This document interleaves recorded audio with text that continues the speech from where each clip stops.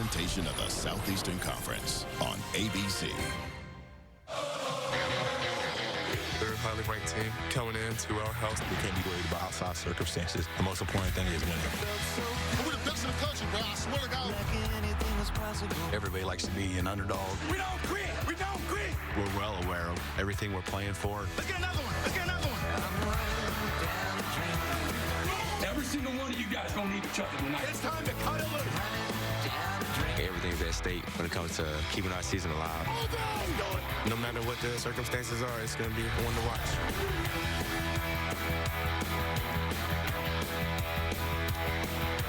Tonight in Norman, just the 7th collision between these two blue blood programs, the Crimson Tide of Alabama, the Crimson and Cream of OU, just the 3rd in the regular season. Welcome to the SEC on ABC.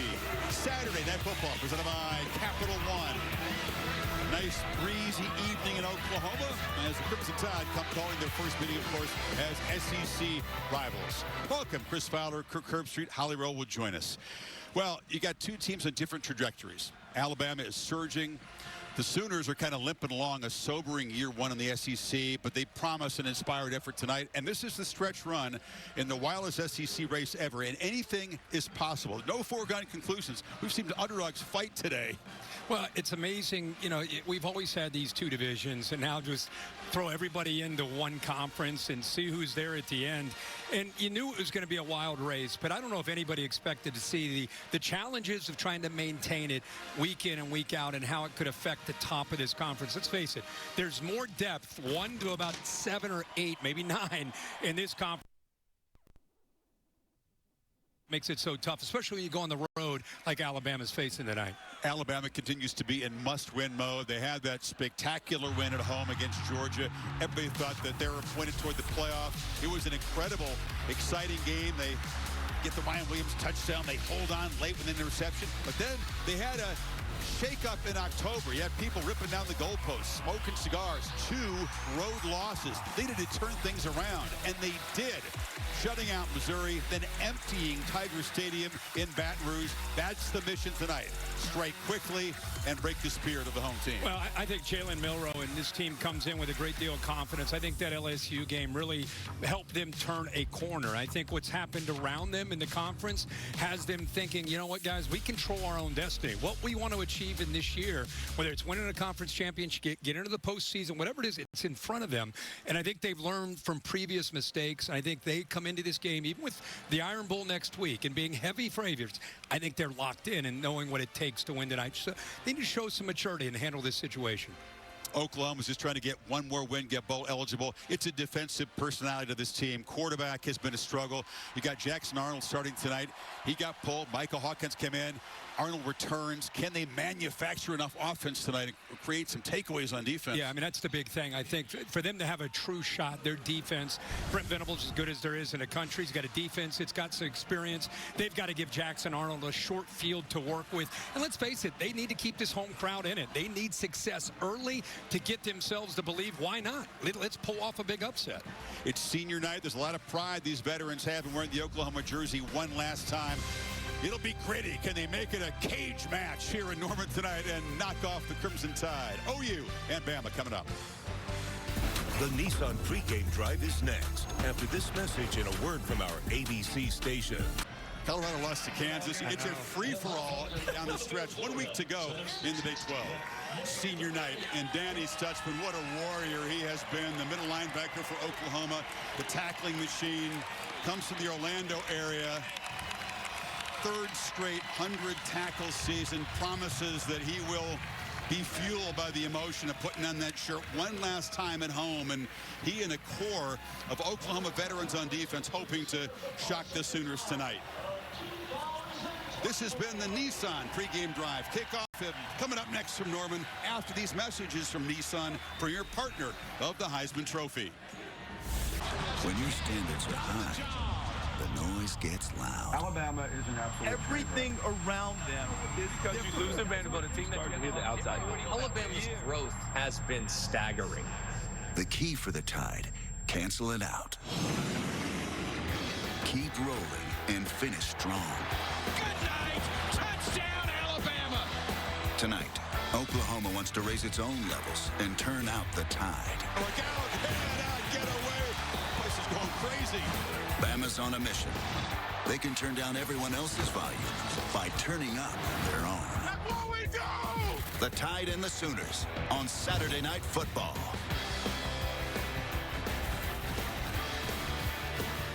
And welcome back. Saturday Night Football presented by Capital One.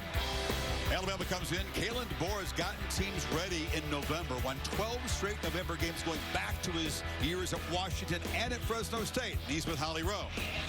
Well, Coach, how have you guarded against your team looking at Oklahoma's record this week, thinking this will be anything less than a dogfight on the road? Yeah, I mean, they got a great football team. They play hard, well coached, and so coming into an environment like this, you know, we know we got to play one play at a time and do and be great. You've been using a motto with your team, apply pressure. How do you do that the best tonight? Yeah, do your job, execute, and as a unit, as a team, we continue to just plug away, be relentless over and over. Thank you, Coach. Thank you. Venables says everybody loves to be an underdog. Well, the Sooners had not been this big an underdog, more than 2 touchdowns at home, Kirk, since 1997. So no one giving them a chance is certainly whatever fuel they might need at 5-5 to get going tonight. Yeah, I bumped into Bob Stoops in the hallway coming in, and he said, hey, don't forget, we played them in a Sugar Bowl. We were big underdogs that game, too, and we ended up beating them by 14. So you never know. Well, Trevor Knight was quarterback. If they get some good quarterback play now. Hey, Bob Stoops, by the way, was 3-0 against Alabama. Just mention that. 2 of those pre-Saban. Bama won the toss and, of course, elected to kick away, defer, and Graham Nicholson will boot it away for the Crimson Tide. Billy Bowman, their playmaking safety, back deep to receive this kickoff. Can Oklahoma get off to a positive start? And this offense, which has struggled so much, among the worst in the country in several important categories, can they get going tonight against Bama's defense? It's returnable, a short kick. And Bowman from the 10. Spins free and is knocked down at the 24-yard line. Jackson Darnold, a 5-star recruit that Nick Saban and everybody else wanted. The first 4 starts, a serious struggle. The last 3, and you have to include a game against Maine in that, no interceptions, but holding on to the football, Kirk. That's key. He's lost 5 fumbles. Cannot put it on the ground tonight. Yeah, absolutely. They need success on 1st and 10. This is an offense not built for 3rd down and long. So they got to get manageable situations, not only for Jackson, but also for this offensive line. Taylor Tatum, the true freshman back, gets the start. Javante Barnes with a foot injury cannot go tonight.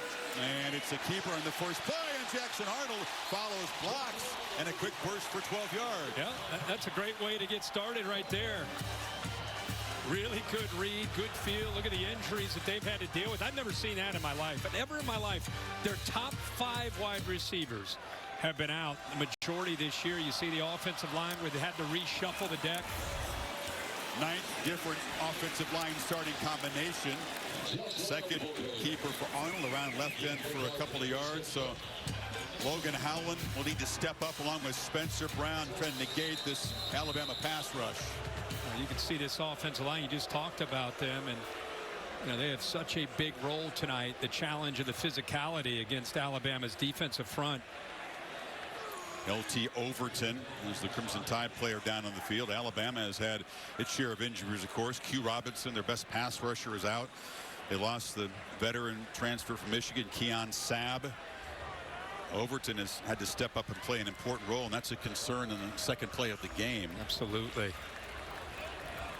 Yeah, they pride themselves on the depth that they have up there. He's walking, but not putting a lot of weight on that left foot. He came in from the right. See him right there in the middle of the screen, down already.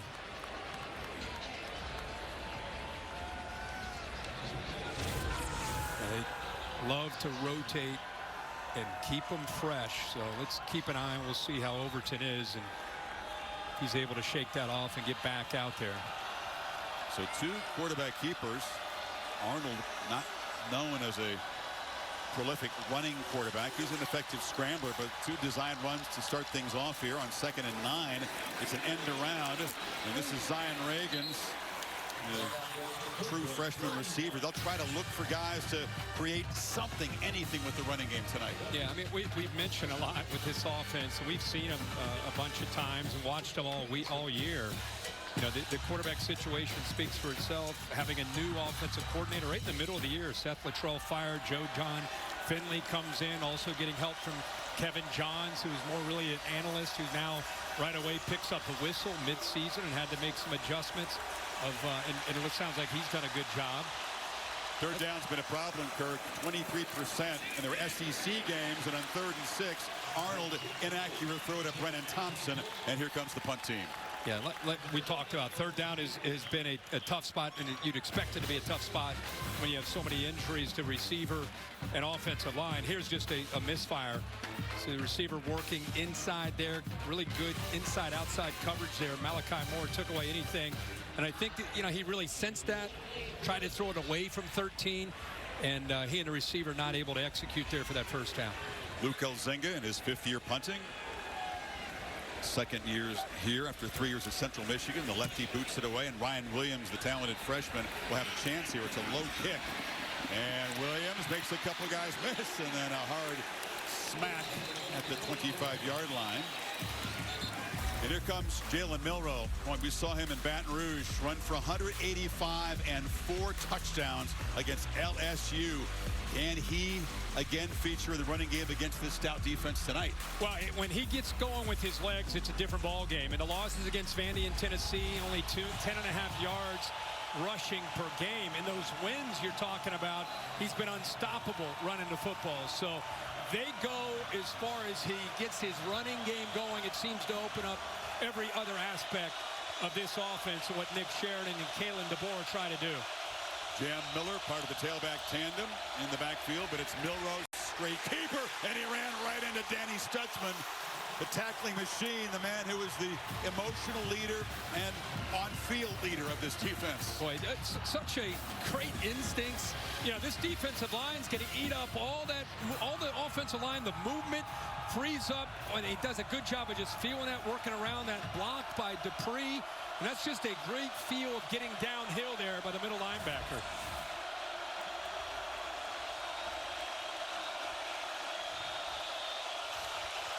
Milroe from the pocket on 2nd and 9, and it's incomplete. And he tried to find Dupree, who whiffs on a block and then drops the ball in the second play.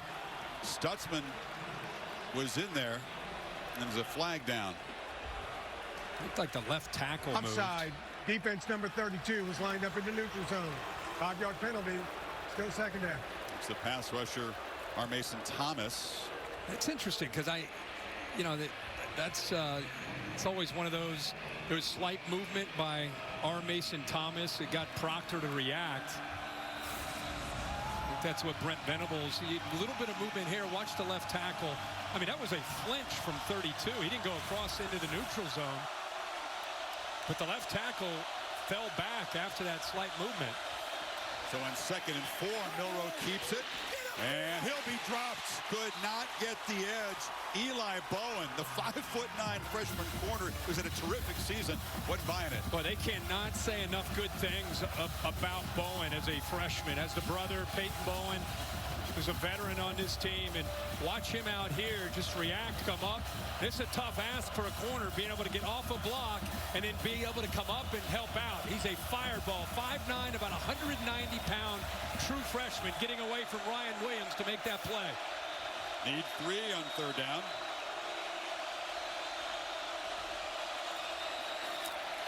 And incomplete. So the pass game misfired. It was off the hands of Williams. That's a ragged opening series for Bama, and they'll kick it away. Yeah, good matchup with the 2 true freshmen. Bowen, again, in coverage.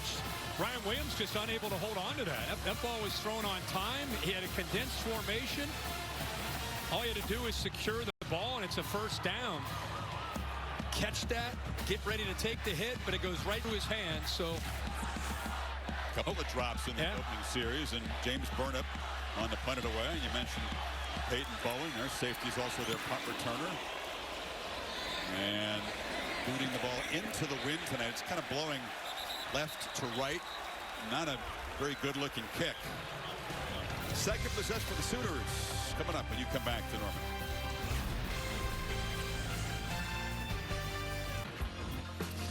Talked about the struggles of the quarterback position. Jackson Arnold pulled after some turnovers in the game we saw here against Tennessee. Michael Hawkins struggled against Texas, and then back came Arnold against South Carolina. Seth Luttrell fired in October, and Brent Venables will continue the search for a new offensive coordinator, one of the major plot lines in the stretch run here in Norman. Ending up year 3. He talked about Kirk, his phrase for this was embracing and using the suffering of the season. Yeah. Interesting comment. It was. He's in the middle of a storm right now on so many levels, and he's growing because of it, experiencing it as a head coach, but it's tough to get through to make him better as a head coach. Melty Overton, by the way, back on the field for Alabama. But there's Xavier Robinson, the young running back. He gives him a spark, runs all the way down to the Bama 35. Oh, you're going to get the counter play. You're going to get the guard pulling around the tight end, but watch the quarterback. Watch his head when he goes while slow and developing. See him reading that? You know, he's really patient there on the read and on the ride, looking at that backside defensive end. Now it's Tatum off the left side, tries to get the edge, and he's knocked down after a short gain by Malachi Moore. This offense, you can tell they've challenged them this week to meet the physicality of this Alabama front. Linebackers are experienced with Lawson and Campbell. The front's been around, big, strong bodies. And Oklahoma's only chance is they got to get that zone read game going, the RPO game going, and a quarterback run threat has to be on display tonight. To get a 40-yard run this early in the game, surprising. Blitz off the edge. Arnold escapes it, and he'll scramble forward. Comes up about a yard short of the marker. Damani Jackson on the corner blitz couldn't get him. No, but it's a good feel. I mean, I think he does a good job of sensing that this is going to potentially get to him. Nobody picks it up, just steps up. Did not panic. I'll tell you, this guy is a much better athlete than I think people realize. You're right. He's not necessarily a runner, but he is a dual threat. And I think the Oklahoma defense, or the Alabama defense, as this game goes on, they're going to be more and more aware of his ability to create because they're going to have to stop him. With all these injuries, that really, his legs are a big factor. Need 2 on 3rd down. Tatum smacked down, lost the ball. Fumbles have been a huge problem all season. Deontay Lawson recovers that, but exactly what has been sort of the nightmare for this team. That's the 14th fumble loss. Yeah, and how about Bray Hubbard? Kane Womack bringing some pressure these last few plays. We saw a corner blitz. This time you're going to see the safety here kind of cheat down, and then get involved in big hit right there. Ball comes out, and Lawson's able to capitalize and get on that, but give Coach Womack a lot of credit there for dialing that pressure up. Nobody picks up Hubbard. He comes free off the edge, and the ball comes out with a big hit against a true freshman. That's 25 takeaways now on the year. That's the 3rd most in the country. Exactly. You got a team that's great at creating fumbles, and one that has lost more fumbles than anybody in the country. And now Bama possession number 2 from the 21. Milroe on the run and flips it incomplete. Williams was running across there. R. Mason Thomas was chasing the quarterback. There's a couple of flags down on the field.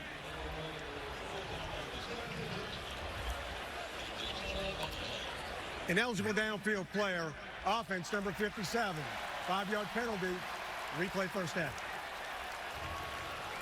Looks like right tackle Elijah Pritchard.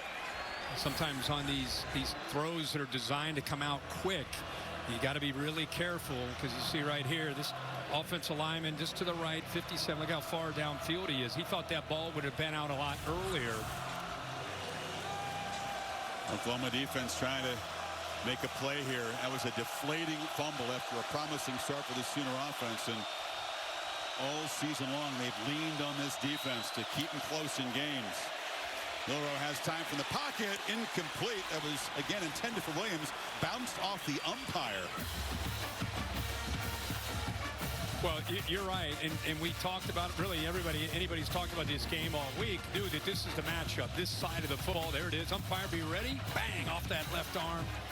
We knew coming in, you're right, and the field position, this is what you want if you're Oklahoma. Try to get, not that you wanted a turnover, but you're trying to keep Milroe in this offense behind the sticks and deep in their own territory, and that's what they got here. It's Loud on 2nd and 15. Milroe Took a peek, takes off, and you can tell this Sooner defense all over him. Ethan Downs was there, and Milroe hasn't had any room to run so far. Chris, that's what I think you expect from the defensive ends. You can't get upfield. You got to be more concerned about the potential of what he can do if he takes off. So you got to be ready for him to try to escape by stepping up. Really good feel and awareness by the veteran Downs that time with his eyes on Milroe. So when he stepped up, he was in position to make the play. Justice Haynes is the back on 3rd and 16.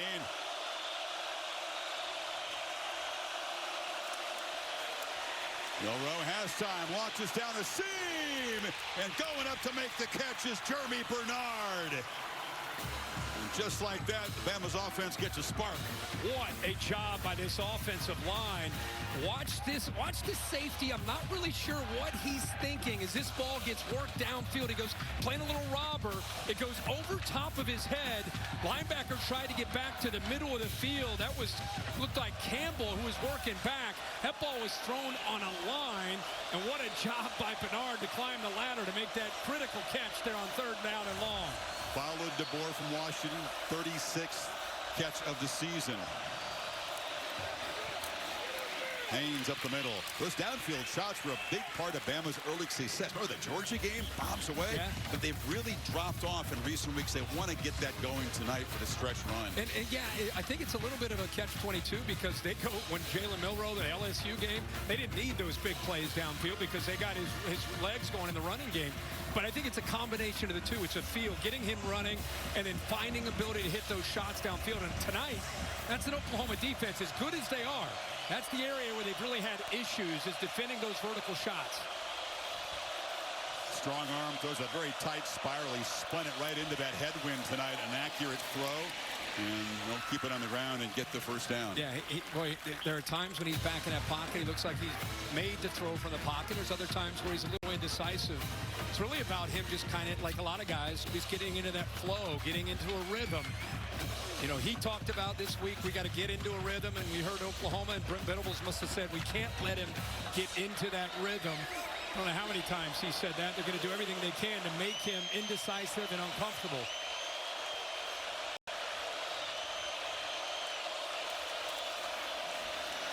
Miller. Take it to him, and he kept it. The whole defense was flowing to the running back, and Milroe there. That's his most positive run so far. Yeah, he's just reading this man right here. If he follows the back, he's going to pull it. Now it's just simple zone read, and now, you know, it's almost as if Oklahoma wanted him to keep that one because you have a defender coming down in Woody Washington to try to make the play, but he still is able to gain 5 yards.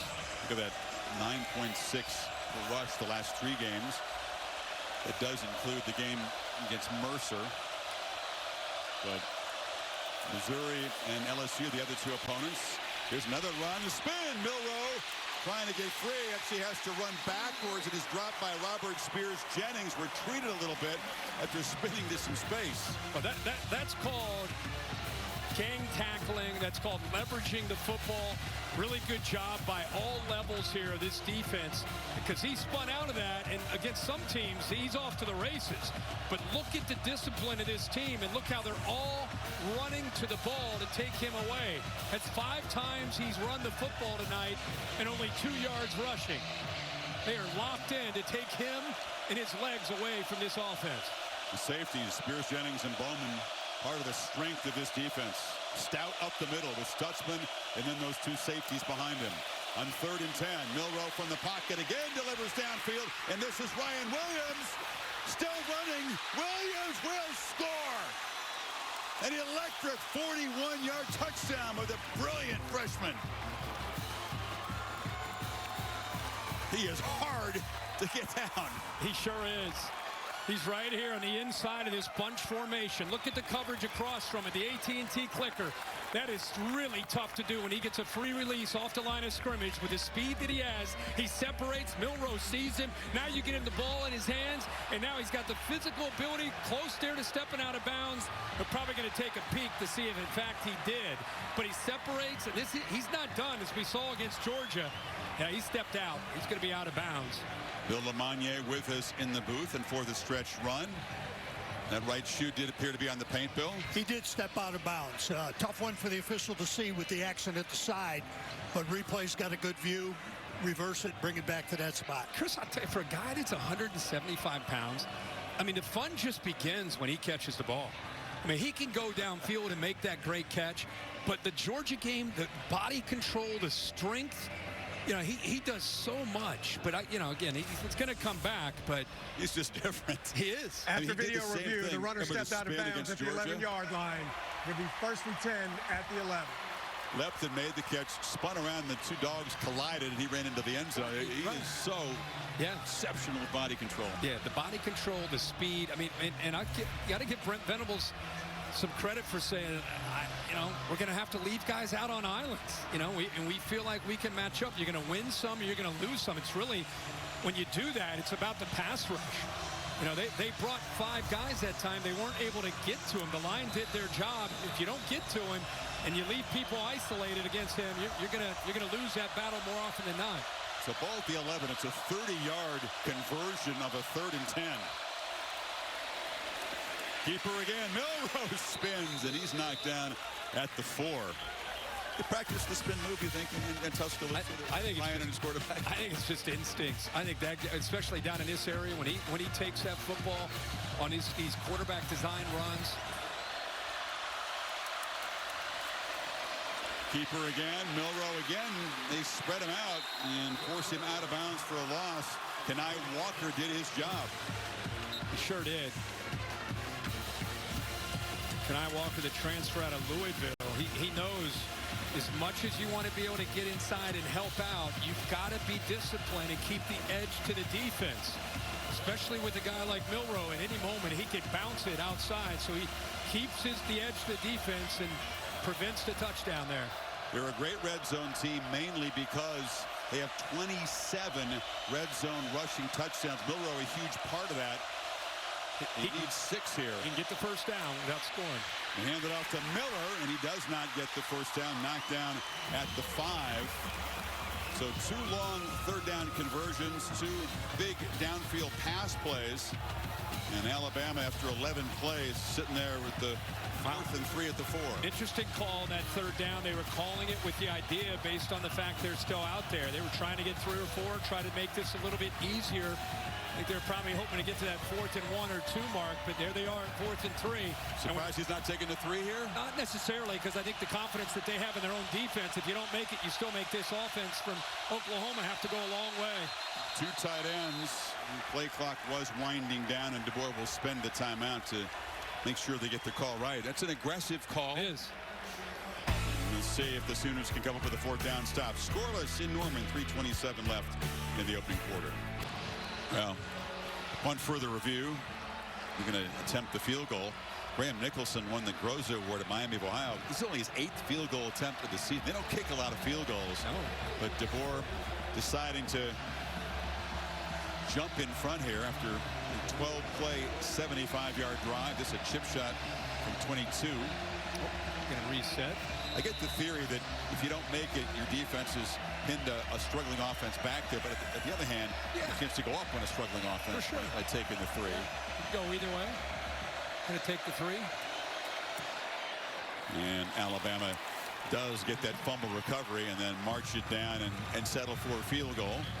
Milroe 2 nice 3rd down completions on the drive.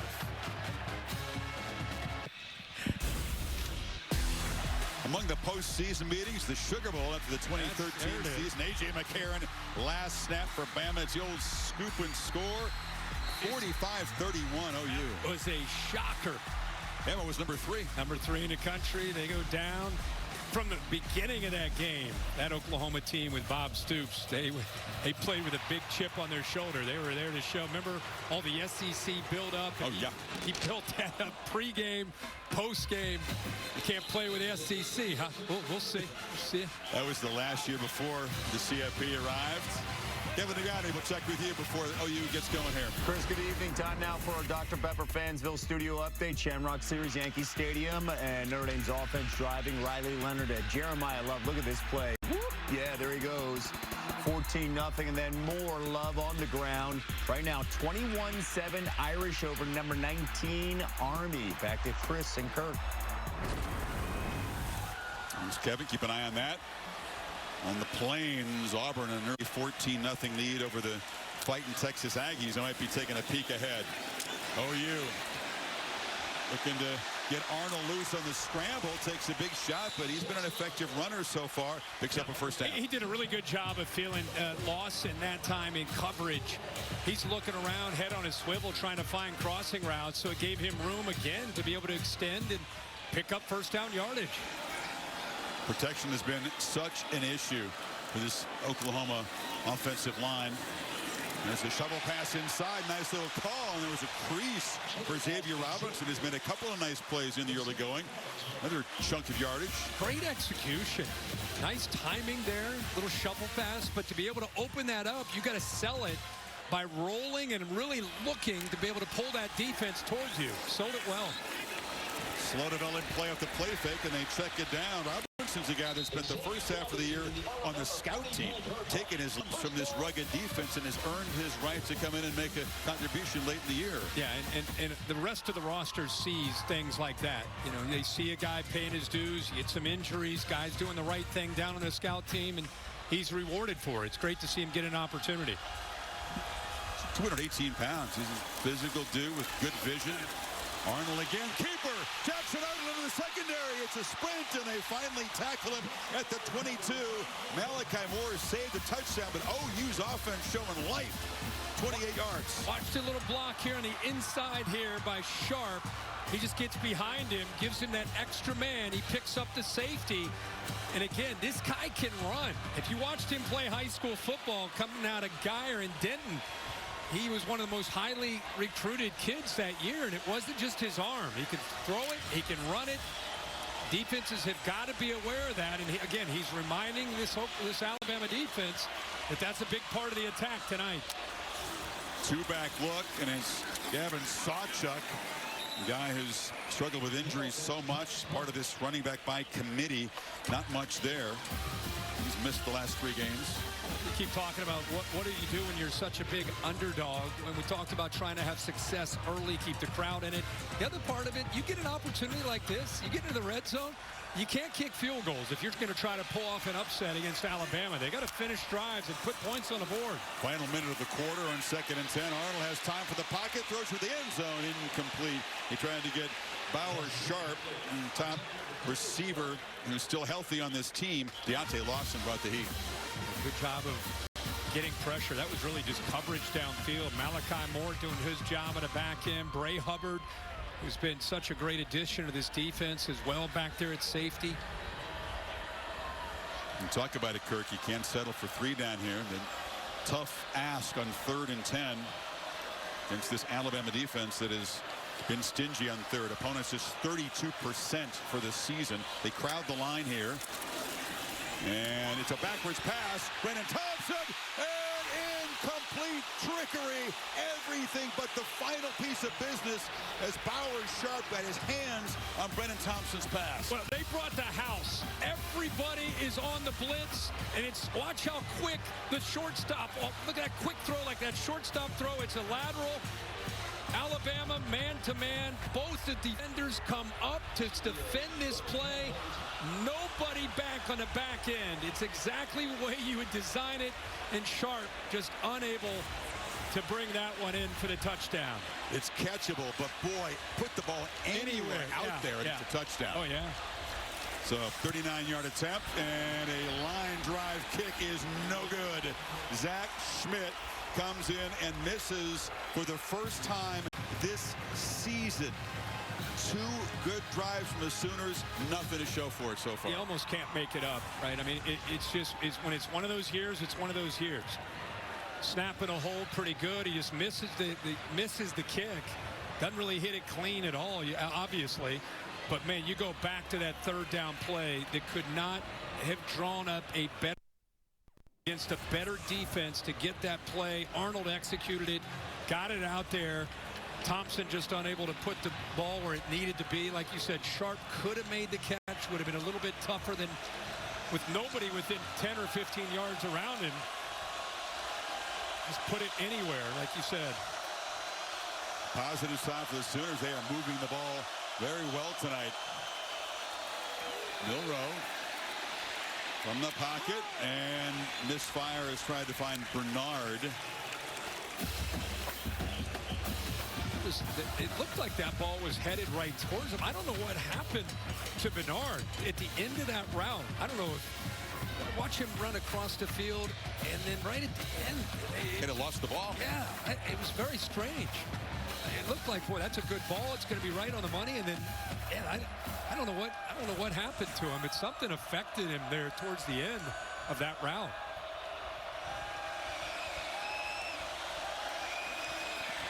Bootleg and flips to Williams for about a 3-yard loss. Holly?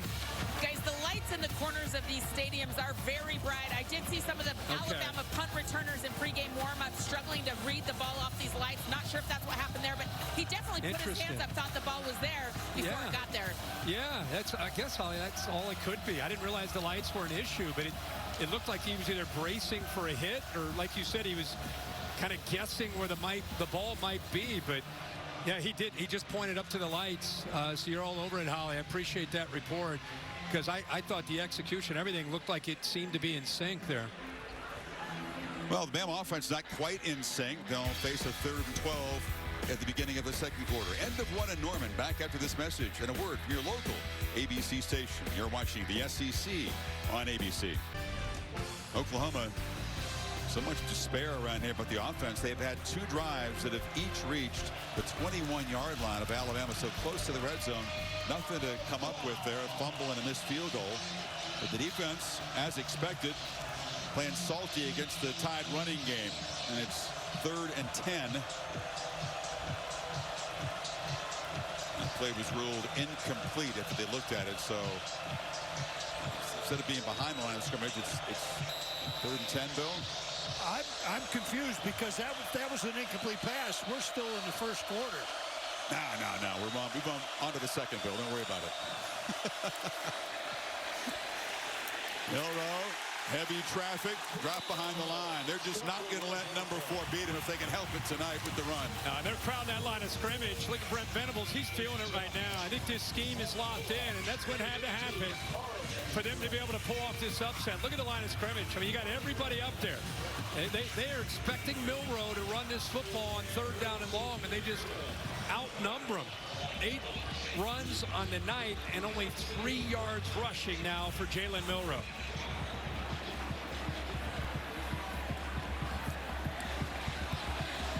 Last road game, you recall how unstoppable he was in Baton Rouge.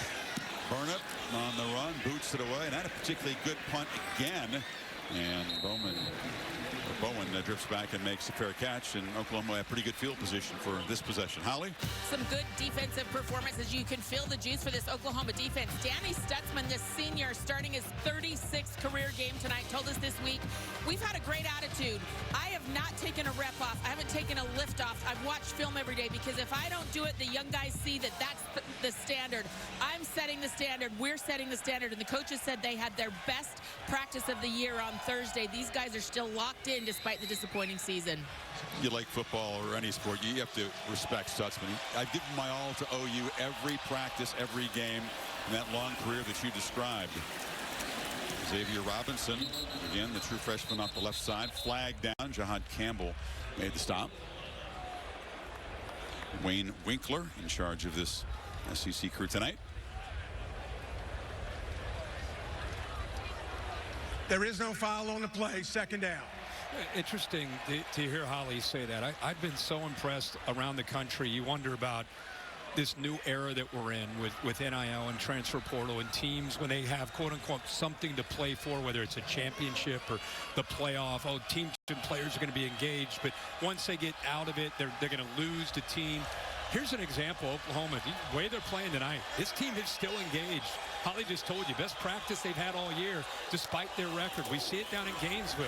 Great to see these coaches doing good work off the radar a bit to try to keep these guys still feeling like we're a football team. Yeah. We play for each other. It's what we do. We compete. You lift weights all year. You get so many times to go out and play a game. Let's go out there and play for each other, you know, and play for some pride. And it's fired up here, Coach. No, I'm just saying it's good to see it still exists in this current era of the sport. A few of the old-fashioned things still do exist. Arnold off the keeper there, sets up a 3rd and 6.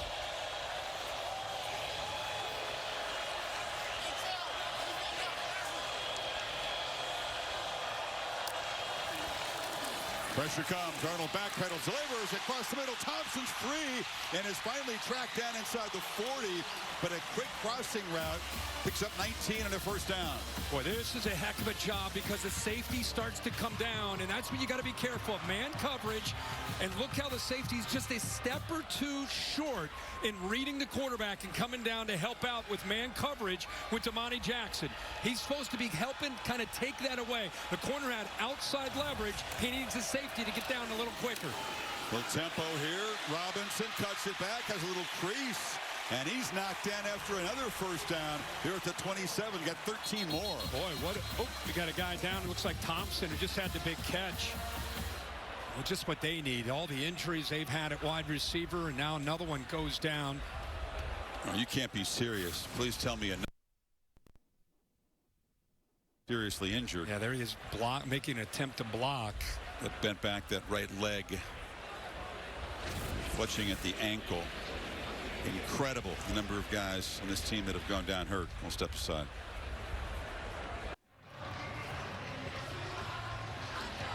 The Sooner injury list is just staggering. Talked about the receiver position as Brennan Thompson is helped off. And that left ankle appears to be the problem. But Nick Anderson was the star receiver a year ago. He really hasn't been available all season. Andrew Anthony, Little Farouk hurt his foot in the first game. Then he re-aggravated it. That's Deion Burks, who was the transfer for Purdue, a very productive slot receiver. He got injured in that meltdown against Missouri in the final seconds. Yep, never seen anything like it. The running game has been productive, and Jackson Arnold is hanging in there. He eluded Deontay Lawson, who's slow to get up. The star linebacker for Alabama, he goes back down. That's the veteran leader, just the face of the defense. Holding his calf. Yeah, Jahad Campbell right there, pretty emotional with his buddy.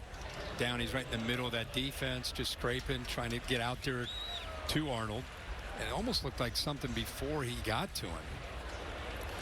Lawson is the green dot. He wears the helmet communicator. He's the leader of this defense. He's the guy that stood up when Q Robinson went out with an injury, and he spoke to the team about resilience and the next man up mentality, and now he's the one that's being helped off the field.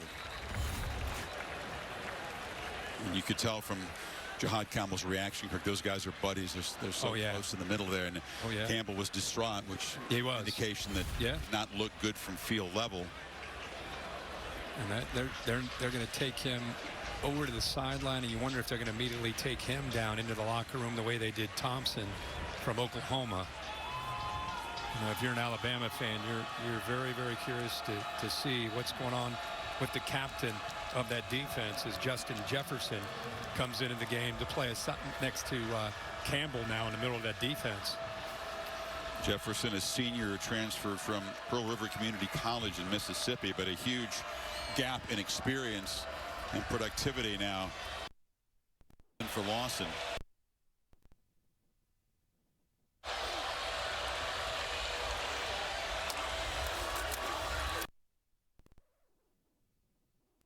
Bangs forward. Which quarterback coming into this game was the dynamic runner we expected to be putting together, run? Yeah, but his kick and run. I mean, he is a very athletic guy. He's different than Hawkins, who's behind him, and like you said, is dynamic.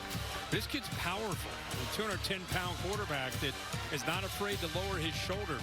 This offense right now, I mean, they're averaging close to almost 10 yards a carry. Think about that. Against Alabama's defense, a couple runs over 25 yards. Offensive line's doing a heck of a job helping out. 3rd and 2 keeper. Arnold lowers that shoulder and pick up first down yardage. He collided with Devontae Smith. Well, let's see the running in right near the marker. I thought, I saw it live, it was enough for the first, but down marker says third. Keep in mind now, here, if you're just tuning in, this is the third time that Oklahoma has been able to move deep into Alabama territory, but you see they don't have anything on the board. Here's a first down. So another chance. We talk about, you get down here, they dropped a wide receiver pass for a touchdown. They had a turnover down in this area, missed a field goal, and now they're back into the red zone again. Now you got Bowers Sharp, the tight end, and two tailbacks joining Arnold in the backfield in this first down play. Keeper again, and this time Arnold tried to follow the block of Robinson. Nothing doing. Collided with big Tim Smith, the 314-pounder. Well, it would have been nice after the fake if it was a block, but maybe the inexperience right here, after he takes his fake handoff, you'd love for him to get in there and get a hold of somebody, but instead he just kind of turned around. Got in the way. Yeah, got in the way. Not real sure. Go forward, young fella, and help me out.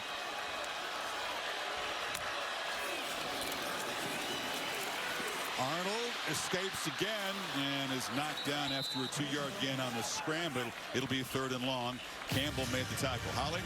Well, guys, Jackson Arnold told me that his greatest strength and weapon are his feet. He was a baseball outfielder. Yeah. You know, his dad was a running back at Wofford, and he said, when I was young, I was a running back for 4 years. He's very comfortable running the football. You can see, though, his ball security has improved. High and tight, 5 points on the ball. He's doing a nice job with his legs. Yeah, he looks like a baseball player. You could see that quick delivery when they tried that trick play with the wide receiver to get it out there quick against a blitz. He's running 11 times already. End around and tackled short of the first down is Jacob Jordan, true freshman. Xavier Brown, also the freshman, got him down, and here comes the field goal team. Well, they're down now as far as dynamic playmakers on the edge of this offense. You get out on the perimeter, you're going against Xavier Brown and Jackson out there, the slot nickel there. Devontae Smith also trying to help out. Zach Schmidt, an ugly duck hook on his first field goal attempt from 39, missed from 10 yards closer to tie the game. Straight through. So Oklahoma has had no trouble moving the football. Defense playing well, and it's 3-3, 8:14 to go before halftime. See if Jalen Milroe can get the tide attack going.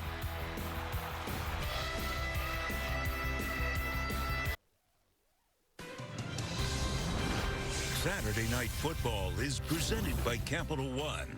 What's in your wallet? And in part by Jersey Mike Subs. Be a sub above.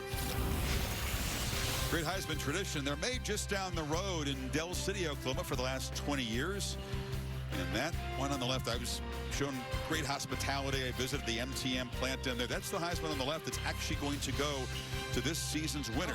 3 weeks in New York. And no two trophies are the same. And by the way, they also manufacture the Heisman statues here and the Alabama National Championship coaching statues at Bryant-Denny Stadium also made. What a tour you had here, kid. It was fun. Not only the face of the Heisman ceremony, but now you're going down with a manufacture the trophy itself. I figured 31 years of doing it. Let's finally see where these things are made. That's cool. They make a whole bunch of trophies there. The old Crystal Ball National Championship trophy was made there. Here's the Modelo playbook. Milroe bottled up so far. Yeah, real good job. Brent Venables came in with a defense. They knew they'd get downhill. What a heck of a job here by Danny Stutzman, weaving through traffic, holding the edge. You know, with Milroe, he's going to bounce it from time to time. There's the freshman, Eli Bowen, doing his job. Look at the safeties downhill, expecting the quarterback run. He's run it 8 times tonight so far. He only has 3 yards rushing. So we always talk about, with Alabama, when Jalen Milroe's been a quarterback over the last couple of years, they find their rhythm, both running and passing. When he goes with his legs, it opens up every aspect. So far, they can't uncrack the code here in this offense so far in Norman. And there's Jam Miller off the left side. Miller has a crease. Eventually, though, the Missouri game's an example. After kind of a sluggish start, they'll pound away and they'll pop one and then they'll get rolling. Or a little thing like this. Nick Sheridan saying, let's crank up some tempo here. Let's try to get this Oklahoma defense on its heels. And there's another one by Miller who spins for a first down. Only 2 productive plays by this offense.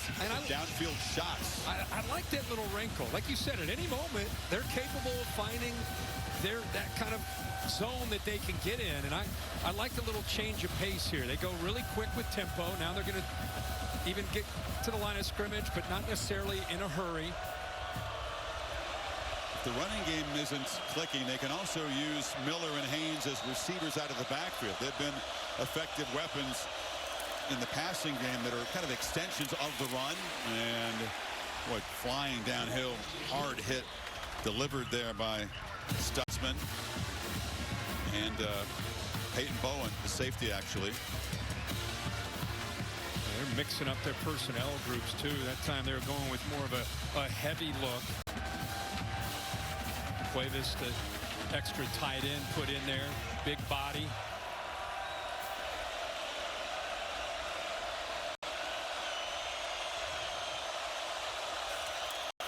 Second and 8. Milroe again has to dodge pressure, and he'll be brought down behind the line by Ethan Downs. They're swarming number 4.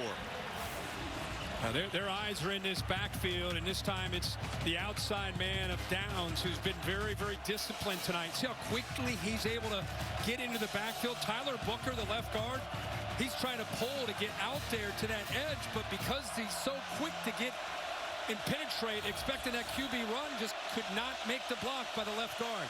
4 receivers out. Remember, they've had 2 long completions on 3rd down. A free play as the Sooners jump.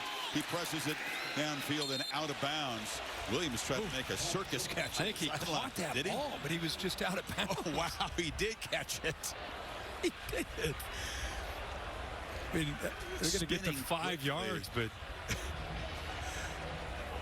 there's a lot of centrifugal force. His body was spinning fast, and he still managed to hold on to it. At the snap, 5-yard penalty. Replay 3rd down. Still going to be 3rd and long after the 5-yard mark off. He knew once he saw that, he said, where's my guy? Where's 2? Just throws it out there, and this looks like it's, well, he's out of bounds, but just the effort, just to make the catch, twist his body. Needs 7 now. Williams in motion. He's stacked to the left. 3 receivers there. Milroe's looking that direction. Short throw across the middle. Tough start for C.J. Dupree. Become a part of this offense. Couldn't hold on again, and it's 4th down. Well, this defense is just really seeing these concepts. That was a mesh route underneath, maybe expecting man coverage. Ball goes right off of his hands. Unable to secure it, but the safety's doing a good job of passing off those crossers and making it not necessarily so easy, but that was just a drop that time. Milroe just 2 for 7, and there's 2 long plays from the completions and about 3 drops so far in this Alabama offense. So Burnip not punting to his usual standard so far tonight. Will try to pin the Sooners back. That is ugly. That a hideous boot off the side of the foot. Harem's out of bounds at the 36. What's going on? It's a very reliable punter usually. The Aussie with the shank, and it's just 23 yards. 3-3 midway 2nd quarter. Against A&M, back to you, Chris. Did you pick Auburn? I did. If you're kind wondering, of a part of a reverse psychology type of pick for next week's Texas A&M game, but turns out it's on the right side. Game day headed there as well. We'll be there on Saturday night. Aggies, even if they do fail to come back against Auburn, would still go to the SEC championship if they can knock off Texas. Holly, what do you have? Well, guys, Deontay Lawson, the do-everything linebacker for Alabama, has been taken to the locker room and is questionable to return with a leg injury. It's a huge deal. He's the green dot. So Justin Jefferson, a second-year player in the program, will have the green dot now. The drop-off is big. Deontay sets everything up. And on the right edge, Saunter Robinson, broke 3 there. And he's a couple yards short of the marker. We saw Chuck Nice blocked out there on the outside of the edge. Sharp as well. They continue to run the football. And now, as Holly just mentioned, Lawson such a big loss, not just for filling gaps and helping this defense against the run, but as a green dot, a communicator, a guy that's played so much football. Significant loss for Alabama. Not just tonight. You start to think about the Iron Bowl. You start to think about beyond that. Hopefully he'll be all right. Third down, handoff up the middle, and they move to 6 again.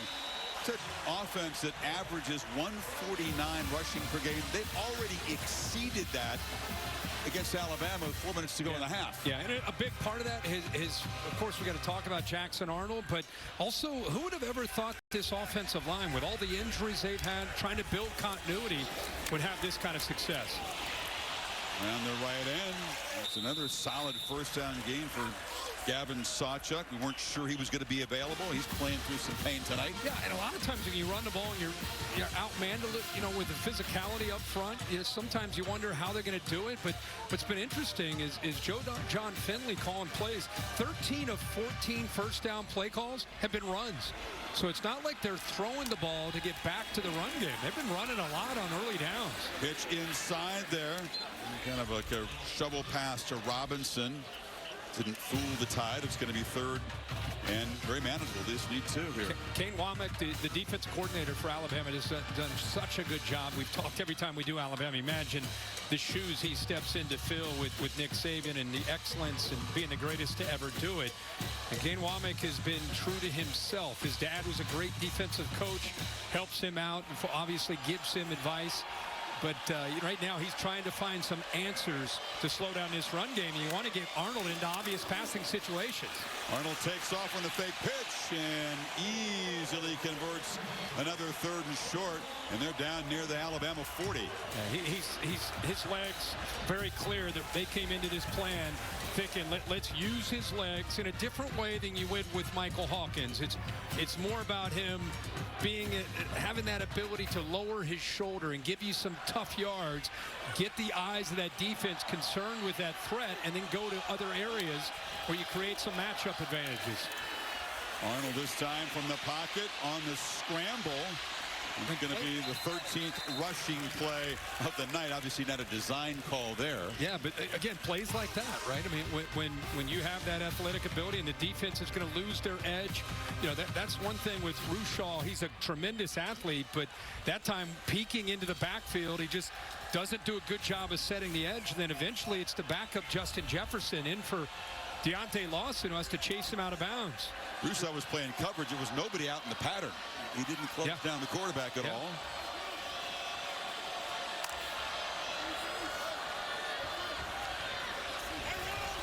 Gave him a hard. There it is. Yeah, the 2-minute timeout here. Oklahoma crowd wasn't sure what to think here. They showed up hopeful, but they are appreciative on their feet. 2 minutes to play in a first half that Oklahoma has dominated. 3-3. Well, Jackson Arnold has been a big story tonight. What a story he's been all year. He got benched, gets his job back, playing with a newfound confidence, a newfound respect for the position. It's been his legs and the offensive line doing their job. Been a big part of the plan and the way they wanted to attack this physical Alabama defense. 13 times he's carried it, and he's playing with such poise. Has not made any bad decisions. Just right now having a good feel for this scheme.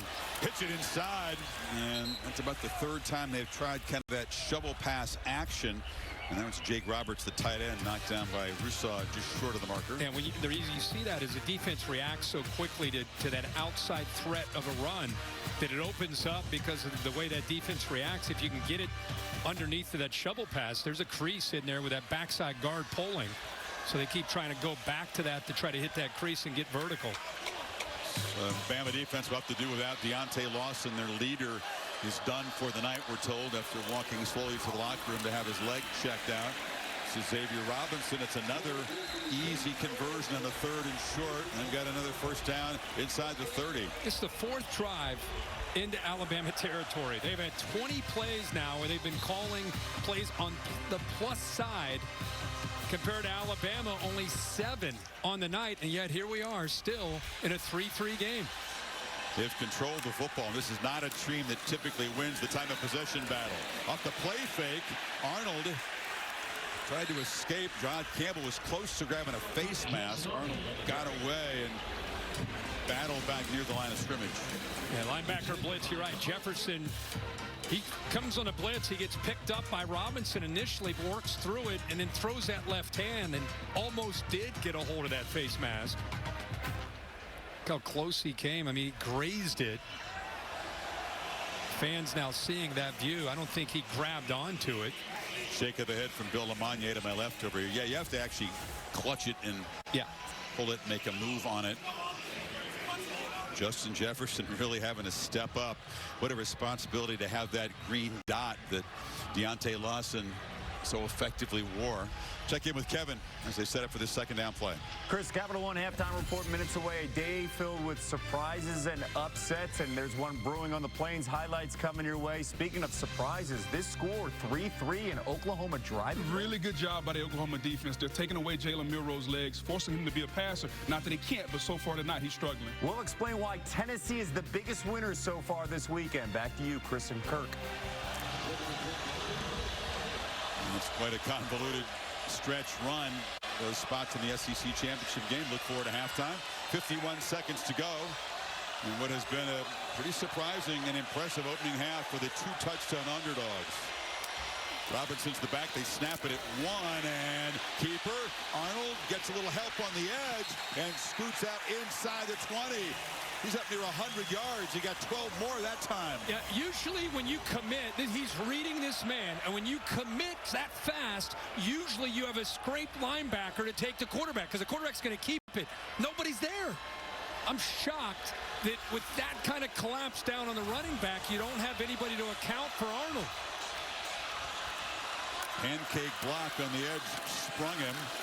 Around the end, Robinson takes a tackle. Xavier Robinson headed to the pylon, dives, lost the ball. They signal touchdown. 18 yards, and Oklahoma has taken the lead here. They'll make sure that ball broke the plane before it came out of his hand. That's it. That left hand has a hold of the football. As long as he broke the plane, securing the ball, because it goes through the end zone. He's good right there. Right there, it's secure. Then it comes out of his hand, which would have been a touchback. So you can see clearly he has it. It was really close, but he does have possession of that football for the touchdown.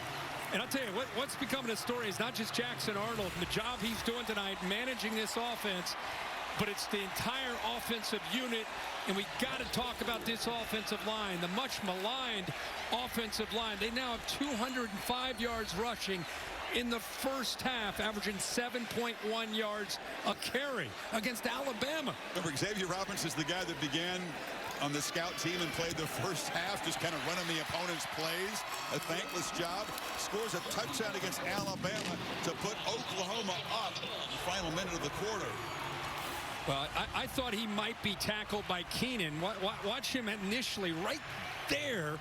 Keenan had a hold of him, but nobody's out there on the edge of that defense. They continue to get on the perimeter of the defense with success. We've seen Arnold get out there, and now we're seeing Robinson. Once he broke containing, you just wonder how much of not having Lawson, making sure everybody's in position, making sure the edges are protected, how much that might be affecting that defense. You can see the ball. There's the hand. There's the thumb. So and that's a risky play. Yeah, it really is. The way Oklahoma's season's gone, more lost fumbles than anybody. You just hold your breath when he stretched that ball out there. Just kept the grip on it long enough. That's a split second between cross the plane and drop it. Well, the big adjustment I see for Alabama, besides getting more physical and taking a quarterback runaway, is they got to secure the edges of the defense. Got to force Oklahoma to run between the tackles. They're getting outside too easy.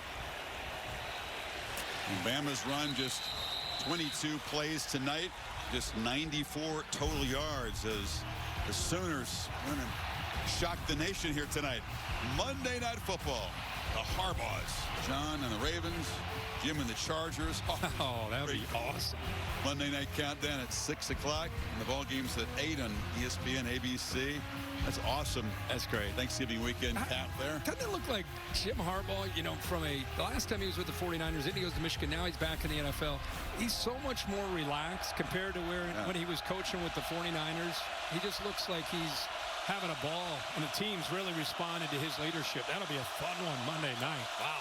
Milroe, design run, takes off, look out, flag comes out in the holding zone.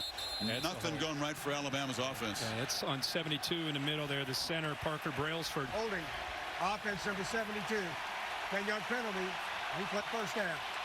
He's the cerebral leader of that offensive line, an excellent player, having a great year. But that hold, and this Oklahoma crowd who wondered, would they show up? Would they sell their tickets to Alabama? That was a huge talking point this week. Would this place even be full? Yeah. This kind of game. It sure is. I had fans when we were down there on the field pregame, and Peter's down there with me, fans yelling. They're saying, hey, yelling it, can we keep it close? Do we have any chance to keep it close? Here they are, up 10-3. They're starting to believe here. Miller, nothing doing. So Alabama is going to get the football to begin the second half. There's going to be some conversations. Remember, this is must-win mode, right? They come in here with 2 losses. Ooh, this is huge. Cannot take a third as a heavy favorite in Norman. So the Tide will try to regroup. Sooners are sprinting to their locker room. They sure are, man. Look at those guys. Woo! What a half. You never know in college football, and this stretch run and this wild Southeastern Conference race, perhaps producing multiple surprises this Saturday. 10-3. Oklahoma with 205 rushing yards in the first half. Here's Holly with Brent Venables. Well, Coach, how has your team found their ability to rush the football? Most importantly, your quarterback reading and reacting well with his legs. Yeah, they're in a great rhythm. The offensive staff has done a really good job with play design and with a lot of different entry points and types of runs that we're running right now, some play action. But we're doing a really good job putting hats on hats and running through trash and running with purpose and blocking and finishing runs right now. Conversely, you're setting the edge so well. Jalen Milroe hasn't been able to bounce out. What do you see from your defense? Yeah, fantastic. Again, we're executing the plan at a really high level. Great physicality at the point of attack. Really doing a good job of having 2 and 3 hats around him at all times. Thank you, Coach. It's going to be a heck of a half. It will be. Thank you. It was a gut-wrenching loss to Mizzou. Allowed 2 touchdowns in the last minute 9. A bye week to kind of regroup, rebuild the spirit, and Oklahoma has shown up looking good. Jalen Milroe waiting outside the tunnel, dapping up all of his teammates. They have work to do down 7 here in Norman. Capital One halftime report coming up after these messages. You're watching the SEC on ABC. Set for the second half here in Norman, Oklahoma. The SEC on ABC. Saturday Night Football presented by Capital One. And the Sooners, big underdogs, dominating Alabama in the first half. Oklahoma running for 205 yards. Jalen Milroe, a career low, just 2 completions in the first half. Bama didn't have the football that much. A stunner so far. Chris Fowler, Kirk, Herbstreit, Holly Rowe. Alabama still controls destiny to get the SEC championship game, meaning a win here and a win against Auburn. What do they have to do to turn this around? You know, this is a team that wants to run Jalen Milroe, and it's not working out. Brent Venables putting everybody at the line of scrimmage. I think the adjustment is for Nick Sheridan, the play caller for Alabama. You're going to have to throw. You're going to have to throw the football more to go back to the running game. They're going to load the line of scrimmage. I wouldn't be shocked to see that the plan is to get Ryan Williams going downfield and making some plays. There's the Sonic drive-in recap, and all eyes on number 4 Stutzman. Sets the tone early. That was early. You know, they've done such a good job out on the edge, like we talked about, of this defense, mixing up looks, a lot of downhill attacking defensive looks, a couple drops by Alabama. So they're helping. I can see the frustration from Milroe, but I'm not saying just go air it out the entire second half, but I do think you're going to have to, if they're going to load up, they're determined to stop the strength of your team running the football, take some shots when you can. Try to stretch the field a little bit. Low snap and a handoff to Miller, who tries to bounce it outside. And cut it back and earned about 3 yards before Billy Bowman knocked him down. You got Ryan Williams, Jeremy Bernard. It's really kind of a 2-receiver set. They've got tight ends who are capable but have had the dropsies tonight so far. 2nd and 7. There's a completion underneath. And that's Kobe Prentice, one of the complementary players in this Bama offense, who perhaps could spend or get a bigger role in the second half. Yeah. And when they blitz Kip Lewis right here, if you get pressure like this, you look to the outside, and you got receivers out there. That's just a quick hot read with a blitz from the linebacker. 3 receivers bunched right. They pitch it that area. Dangerous throw. Intercepted. Eli Bowen, the true freshman, swipes it as Milroe throws his first pick in the last 4 games, and this one could be crucial.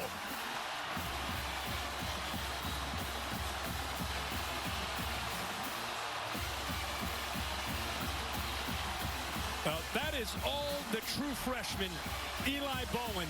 From the entire beginning, he knew what they were looking for. Look at him looking around. You got 3 receivers. It's showing you 2. They got 3 receivers. They think they've got numbers.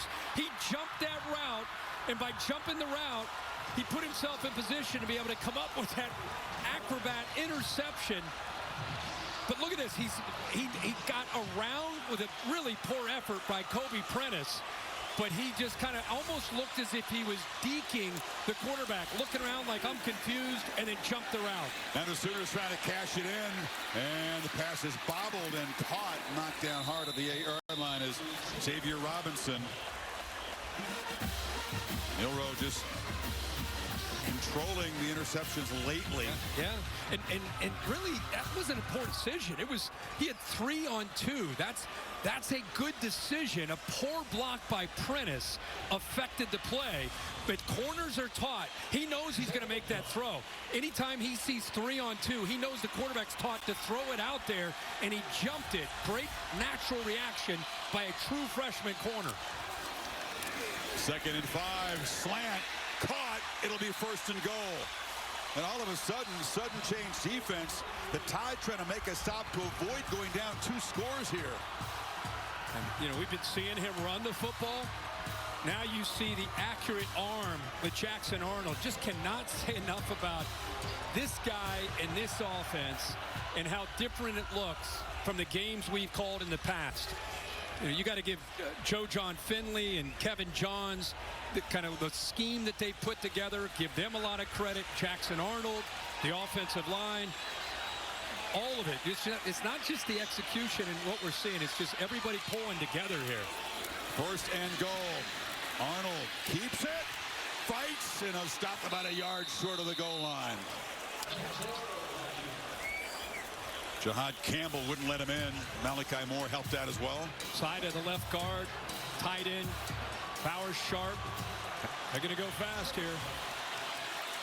Line up, and Robinson slams down. No signal yet. He is stopped short. He ran into a wall there. I think that was big Tim Smith who won that matchup with Weewoo, the right guard. Big man against big man, and that one goes to Tim Smith. Now they'll slow it down here, take some time on 3rd and goal, need a half a yard to go up 2 touchdowns early here in the 3rd quarter. For the 27th play in Alabama territory. Under center. Pitch on the edge to Robinson. Makes a cut. Touchdown, Oklahoma. A stunner brewing in Norman.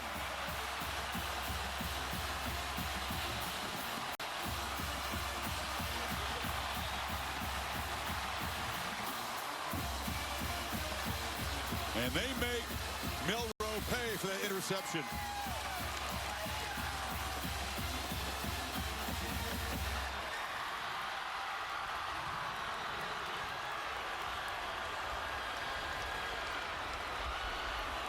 Things just got a whole lot more urgent for the visitors.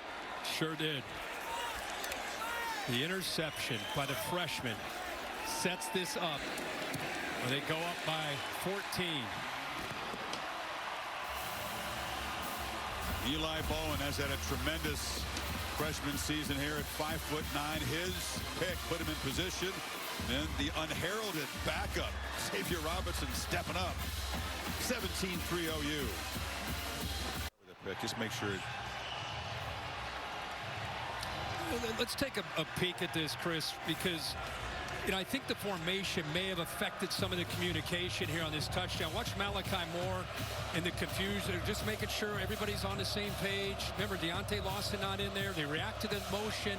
Now you get a hat on the outside. Logan Howland, the left tackle, makes a nice block. So really good execution that time in a well-designed play. But Alabama, with that little wrinkle with the formation, just not quite able to get out on the edge of that defense. What do you say, Holly?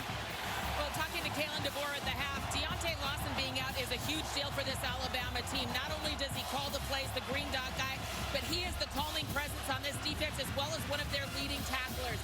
I did just hear Kalen DeBoer come over and talk to Jalen Milroe in the offense, though, and say, guys, we've got plenty of time. One play at a time, trying to escape this sense of panic that might be rising with the score, and just calm down right now and play some good football. Good advice. Let's see if they can put that into action here.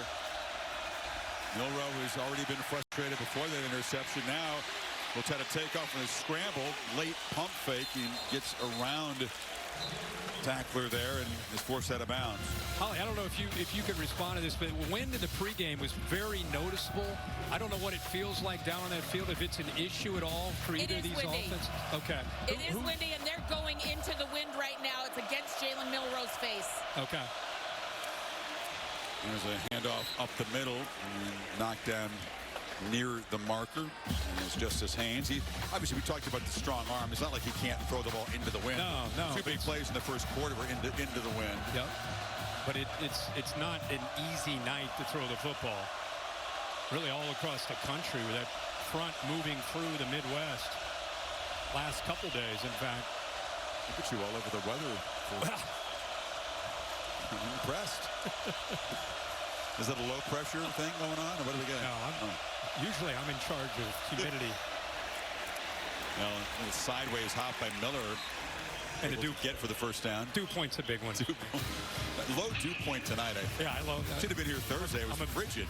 Really? Yes. Yeah, you never know what you're going to get here, right, in November? You could get some sideways freezing rain. We've had that before. Had that for this game time day. of year. Yeah. Been here. Well, Alabama hasn't overcome a 14-point deficit to win in 6 seasons. We'll have to do it tonight. This could be a very, very damaging loss. Miller looking a lot more like the team, by the way, that lost in Nashville and Knoxville, and not the one that went to Baton Rouge and gave a knockout punch in the first round to LSU. That's fair.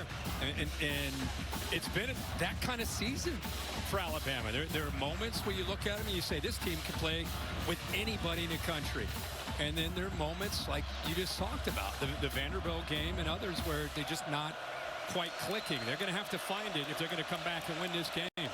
You said a common denominator in those two losses. Milroe absolutely bottled up as a runner, as he has been so far tonight. And featuring the backs so far here in the third quarter, and that's a short gain for Miller. Starting to get a little more of a surge there by that offensive line, and I love what Holly said, hearing what the head coach, Kalen DeBoer, said. Hey, guys, listen, we're okay. We got a long way to, in fact, they put a drive together here. They're down one possession. So it's a great message for this offense to hear. But they got to start putting these drives together, and they got to put points up on the board. Need about 1.5 yards to get this drive going on third down. Crowd is fully into it tonight. And maybe just enough. Miller, it's going to depend on the spot. It's right about the 46, and it is enough, barely, to move the sticks. Getting closer and closer to midfield, doing a good job of mixing in their different formations and those personnel groups to get this defense to see different looks. See how that downhill, they continue to just attack downhill, especially there on short yardage. See if they try to take a shot again. If you get isolated, you got to have confidence in your guys to win downfield. Milroe keeper, he was grabbed in the backfield and hauled down by big Dejon Terry. Quick moving 330-pounder. Yeah, they are doing such a good job of sliding, angling, twisting, making it as tough as they can on the communication of this offensive line. Tackles for loss, a big part of this defense's success all season long. There's another pick in the flat. Kip Lewis. Milroe can't get him. Pick six. Oklahoma building the lead. Wow.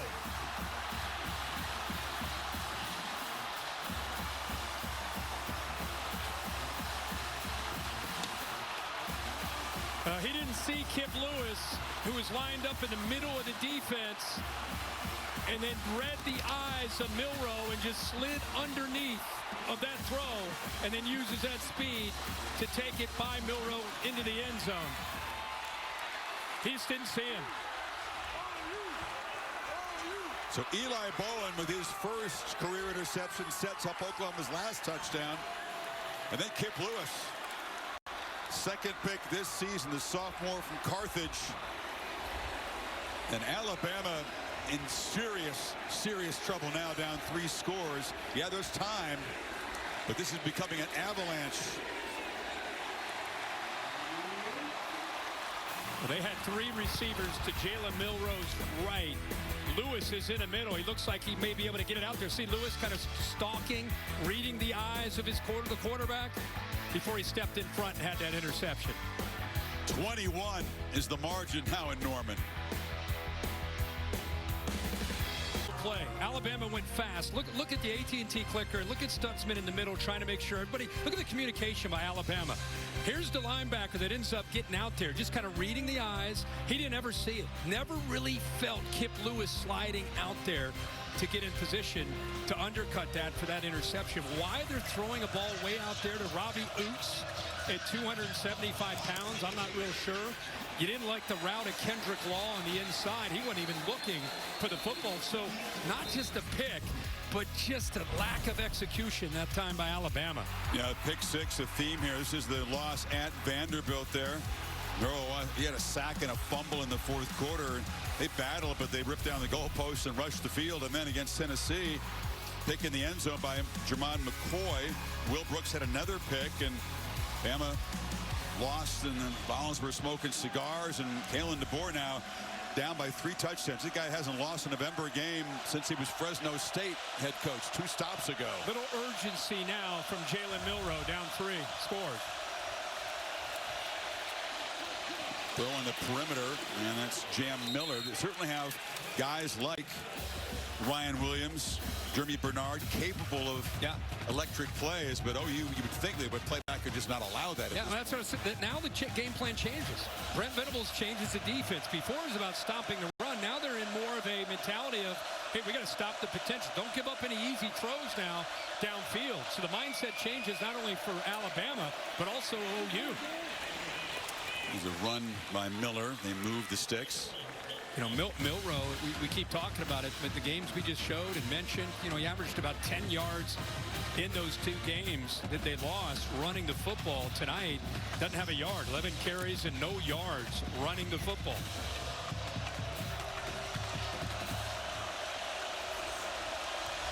In a game where ESPN Analytics, I think before this game started, Bama was favored to win this by 81% chance of winning this game. 2 touchdown favorite.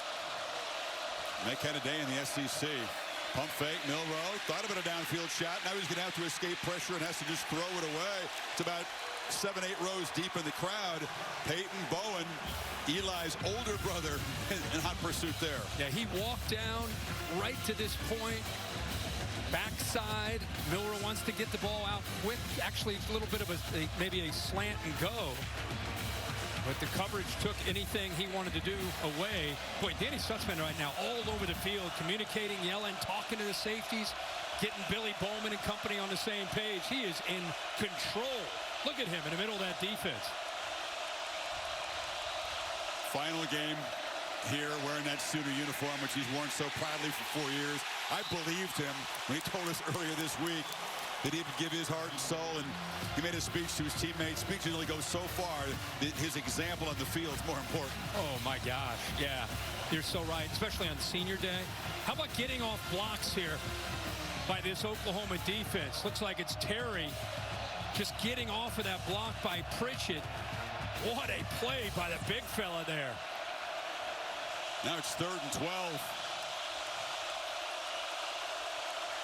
You'd think that there's an SEC championship on the line for their team, the way this Oklahoma team is playing and the crowd energy. Play clock at 2. Barely get it off. Across the middle, broken up, incomplete. That was Bowman getting a hand in there in front of Jeremy Bernard, and it's time to punt. I just wonder if he got there a little bit early. I know that Kalen DeBoer thought he did. I think he got over the top of him. Yeah, he did. He got away with a pass interference there. That would have been a first down for Alabama. Tough judgment. It's a bang-bang play live. They don't get the flag. And the frustrations continue for Milroe. 4 of 13, 2 interceptions. And that punt will be down at the 1-yard line. One of the few bright spots for Alabama tonight. Sooners backed up, but up 3 scores. Let's play this weekend. A lot to choose from. Well, we're going to talk about this Oklahoma defense. You know, what we've seen from them coming up with interceptions. Eli Bowen, the true freshman, jumping that was a great play.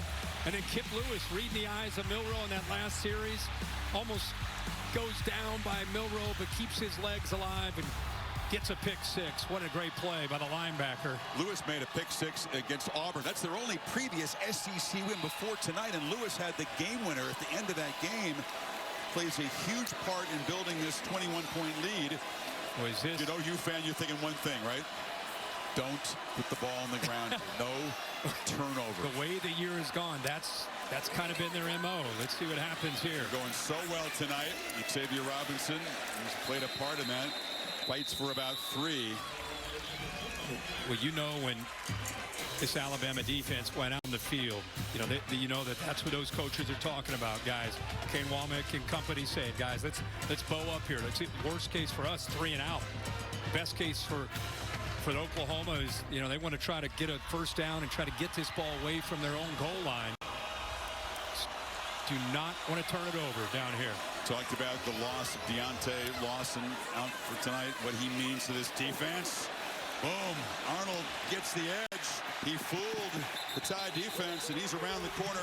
Gets past Hubbard. LT Overton could not make the stop, but it's a first down. Yeah, Malachi Moore tries to come down. He's got to work off 10 right there. That linebacker, or the tight end, Sharp, does a good job getting just enough of him. But boy, Alabama probably expecting more of an interior run, but he pulled it once again on that zone read and able to get around the edge. It's like a broken record. Career high, Kirk. Look at that, 107 yards. Yeah, and counting. Losing the edge of the defense. Big problem. Robinson, again, he gets around the left side again. It's a solid gain and first down. The importance of this offense, struggling as they have, especially on third down, to make gains like that on first and second down. They've been successful from the start. Yeah, it was the whole goal of the game. I mean, they wanted to try to avoid. It's been disastrous all year. Third down and long for them with the line issues, the injuries to receiver, quarterbacks.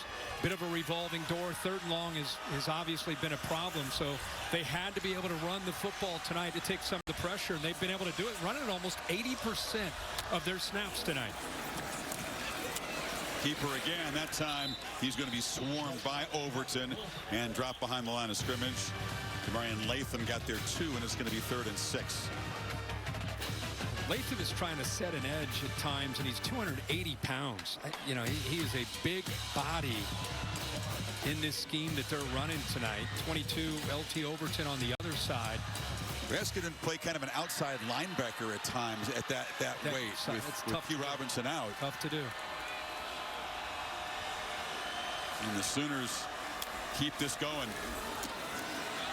And looking to pitch it is Arnold. Now he's going to keep it, and he's going to be dropped for a loss. So that time they're all over the quarterback. Jahad Campbell makes the stop behind the line, and they force the punt. Yeah, that was much better job. I'm going to give Devontae Smith a lot of credit. You'll see him just right there. He's on the slot. You'll see him fight to be able to get off of that block, keep his outside shoulder free, get off of another block, and then eventually Campbell is able to make the play. But 8 deserves a ton of credit for making that play. An area that's been a problem is the outside, defending the outside, losing the edge, and that time he stepped up on that third down. Ryan Williams waits at the Alabama 36. Luke Elzinga hasn't been busy tonight. And the lefty, a low kick, trying to keep it away from Williams. Did that touch an Alabama player? Williams thought so because he went after the ball. It touched one of the up men. Number 2 was scrambling. But definitely hit a player, and he had such a good view. He definitely thought that it hit one of his own players. That's why he decided to take that chance. He wanted to go get the football. Smart heads-up play. They're recognizing that that ball hit his own player. Yeah, hit his foot, right foot. Daniel Henderson there. And number 2, that would have been just about lights out, right, if they get a turnover there. Good job, Ryan Williams. Oh, yeah, for sure. 2:29, that's it left in this third quarter. Urgency on this possession to reach the end zone for Alabama. Their best starting field position.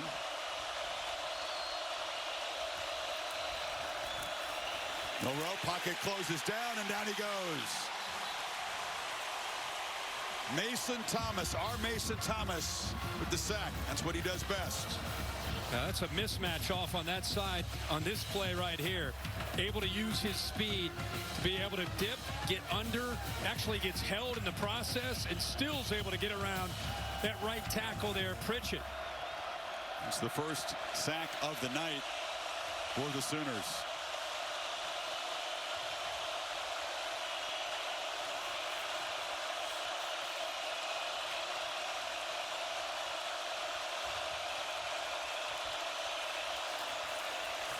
Milroe this time has time, but delivers a wide throw. Williams makes the catch, but couldn't do anything afterward because he had to leap to grab it, and it's going to be 3rd and 8. Oklahoma, you know, it's that time they decide to just rush 4, able to drop 7 guys into coverage. It's the beauty of having some good pass rushers where you feel you can win one-on-one, especially on Proctor, the left tackle, and Pritchett, the right tackle. You don't always have to dial up pressure and leave your guys on islands. See if they bring pressure this time. They're going to walk their backers up. And late shift to the right side by Williams. Play clock winding down at 5. We got to hurry here or spend a timeout. And they'll have to spend one. DeBoer, boy, you need every timeout you've got when you're down 21 points, and they were just not set up in time. Is this 4-down territory? Do they have 2 plays to get the 8 yards at this point? I think you have to. I mean, we're almost coming up into the 4th quarter. You're down by 3 possessions. It just becomes a numbers game. How many times are you going to get the football? Well, Chris, here we are. All these upsets. We knew it was going to be chaos. We have Texas A&M right now playing at Jordan-Hare, and in a battle, they were down 21-0 early. Came all the way back to tie it up at 21. And now it looks like Auburn has taken a lead 28-21. So we'll see what happens with A&M, who has Texas, of course, next week. But the big winner tonight, if they're sitting there watching, is Georgia. Georgia and Tennessee very much back in the equation. A loss tonight drops Alabama to 4-3. Again, they came in controlling their destiny to get to Atlanta. Now they could be out of that game and perhaps out of the CFP. That's going to be out of their hands and in the committee's hands. Yep. But there's still hope here if they can get something out of this possession. Need 8 on 3rd. Milroe's running all the way. And Jalen Milroe finally breaks free. He hammer away at the ball. Mason chased him down, but he picks up 11 and the first down. Yeah, I'm with you. Our Mason Thomas came with that karate chop behind him, trying to dislodge the football, but good strength there by Milroe to hold on to that ball.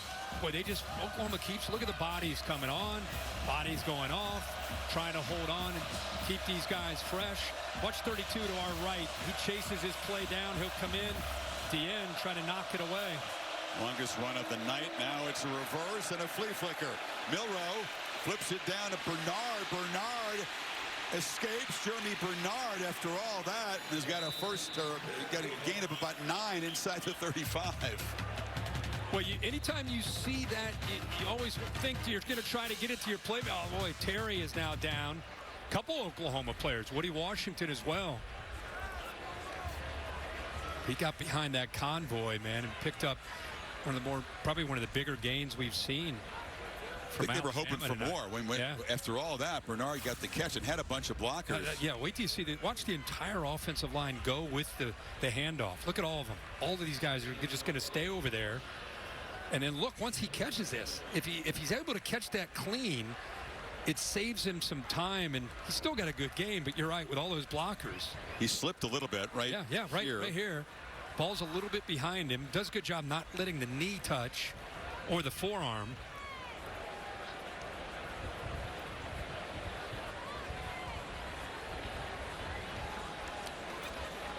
You see it's kind of friendly fire there. Yeah, both of those guys went colliding. down. It was Woody Washington in the corner, and the 335-pound nose tackle, Terry, walking off slowly. Terry's been playing great tonight. End of the day, you look at the line of scrimmage where we thought Alabama had a huge advantage, and the difference has been Oklahoma with the defensive line and with their own offensive line. It's been remarkable and unpredictable to think that would happen. Final play of the third quarter. Milroe in trouble again, escapes and has to just throw it away. And a big roar from this home crowd, loving the defensive effort they've seen tonight from Oklahoma. Alabama in trouble, down 3 scores at the end of 3 in Norman. Can the Sooners finish the job? Finish off the Tide. Back after this message and a word from your local ABC stations. You're watching the SEC on ABC. Let's take a look. This is a little thing, but watch the left tackle Proctor here. And if he picks up this block, you don't know if it's a tight end or 74, but watch this right here. We got 3 guys blocking one. We got 2 guys blocking here, and we got a back trying to pick up a 300-pounder, and if you pick it up, it's a touchdown to that seam. But he is unable to see it because of the pass rush. Just not great protection on that last play. And no protection for the quarterback here as Ethan Downs bursts through on 3rd and 2. They go backwards, and now it's 4th down. You got to have it. How good are the edge of the defense playing tonight?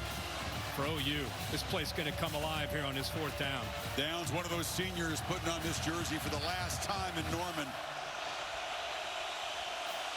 3 yards desperately needed if there's any hope for an Alabama comeback here.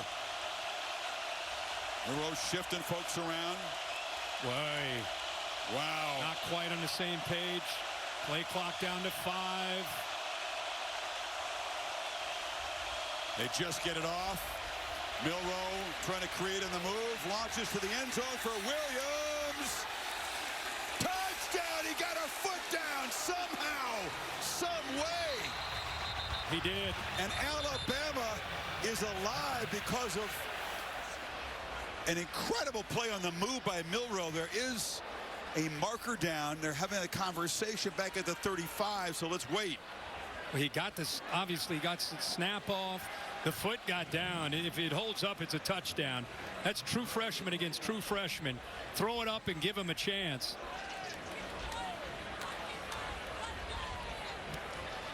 Illegal touching. Offense number 2 was covered up when the ball was snapped. 5-yard penalty. Loss of down. 1st down. So it doesn't count because of the alignment pre-snap. You said Ryan Williams was covered up, Bill, on that play. Was lined up slot right.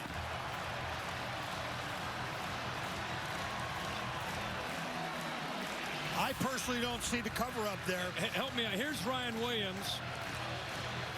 And here's the outside. He's not covered up. I've got 2 guys in the backfield to the right and 1 guy up on the line of scrimmage. Watch this, Bill, at the end. The flag comes in right here. Let it roll at the end of this play. There's the flag. I don't know why the flag would come in late like that. Kalen DeBoer is definitely this is not the norm for him. He is losing it. It's an incorrect call. Well, it's a huge one because instead of a touchdown on a 4th down play for Alabama, Oklahoma's got the football at the 41. Can they stop and look at this? It just doesn't make any sense. If it were a receiver not covered, it would be called at the line of scrimmage instantly, not 5 seconds after the play's already played out, down by the sideline. It's not reviewable. It wasn't reviewable technically in Austin either. This is the same crew there that was doing the Georgia-Texas game. We're wondering what the delay was. Yeah, here we are down at the bottom, and again, no flag yet, no flag, and then it comes in late. Wow. I'm perplexed by it also. I think perplexed would not be my adjective for Kalen DeBoer. He was irate. Meanwhile, Oklahoma takes over here now. Yeah, and by the way, he's one of these coaches that when he acts like that, he's not wrong. He's not a guy that's just going to go down there for fun to work the officials. He's a quiet coach on the sideline until he feels like he's been wronged. And clearly, unless we missed something, I can't imagine what it is. Maybe Bill can get some clarification from the SEC headquarters. But that play, it was a spectacular pitch and catch. Would have made it a 2-touchdown game and sent the Sooners right back to work. And Bowers Sharp is involved as a receiver for the first time. 16-yard gain. Another look at it. Well, there's the line right there. The black is the line of scrimmage. You got Brian Williams there in the middle. I'm still lost on that one. Ken, I have to tell you. We'll see if we can get some clarification. Meanwhile, Oklahoma, that's not their problem. They're right back to work. Catch by the tight end, using all this play clock now. Arnold on the move, checks it down, and that's another catch by Bowers Sharp. Came in with the leading receiver in this team at this point. And what you got to love is that Brent Venables has told his offensive coaches, hey, we're not going to pull it in and just work clock here. We're going to continue to attack. Gives you the idea of the mindset of the Sooners throughout this entire game. Joe John Finley being smart, but also being aggressive here after getting the ball back.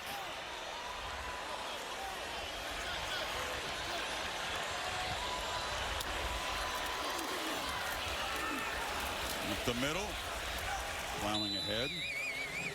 Jackson Arnold still just 68 yards passing, at 67 in the last game against Missouri. So it's not been an air show here, that's for sure. But they have found a way to manufacture rushing yards. And the greatest thing you could say if you've watched OU football this year, it's not about the fact he's thrown for 68 yards.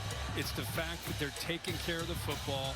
They're not making mistakes. He's managing the game. He's in total control. That's what you love to see. They're sustaining drives. They're eating clock. They're keeping Milroe on the sideline. Everything you want to see, and not to mention over 100 yards rushing. Arnold on the move here will be knocked out of bounds. Malachi Moore forced him out for a loss. Let's go back and take a peek at the Ryan Williams catch that we didn't get a chance to celebrate. Look at the catch again. The body control, the left foot possesses the ball. The foot is down. That's two great true freshmen going at it. What an adjustment back, and then the awareness to get that left foot down was spectacular, but taken away with the call. Sooners send out the punt team. Elzinga trying to pin Williams and the Tide back deep. And they're happy to just keep that clock moving.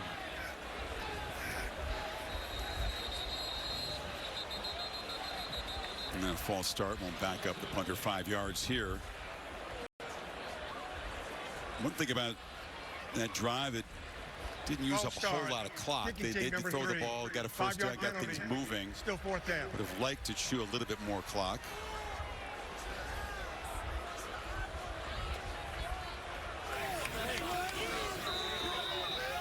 And look now, Kirk, but Devontae Smith, another one of those stud players in the front seven for Alabama's going into the injury tent.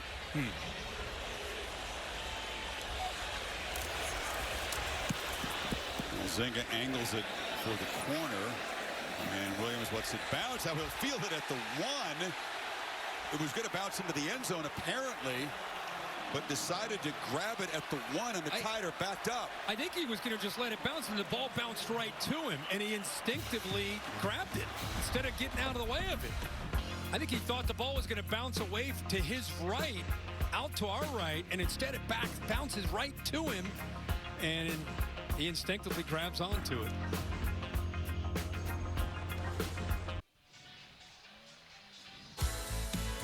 And you're watching the SEC on ABC, a stunner in the stretch run. Oklahoma still in control, and this has been a party.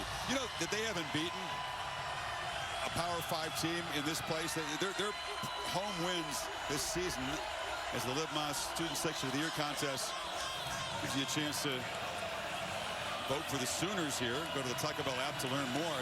Again, they haven't beaten an FBS team since September. That was at Auburn. They have waited a long time in a very sobering, frustrating season, debuting in the SEC for a moment like this tonight. This is a game that these seniors will not forget if they can close this one out, go out winners. This crowd didn't know what to expect when they came in here, but they didn't expect this. No, not at all, and it's just says a lot about Brent Venables and the culture, what they're building here at Norman with him as a head coach, the things they have faced, the challenges, especially offensively, that they've chased with injuries, making a change to a play caller mid-year. From the end zone, Milroe launching right down the middle and way over the head of Williams, who is well covered and bracketed that time. You know, if you're watching a game like this, you got another guy down in this defense. Aiden Woolard, defensive end.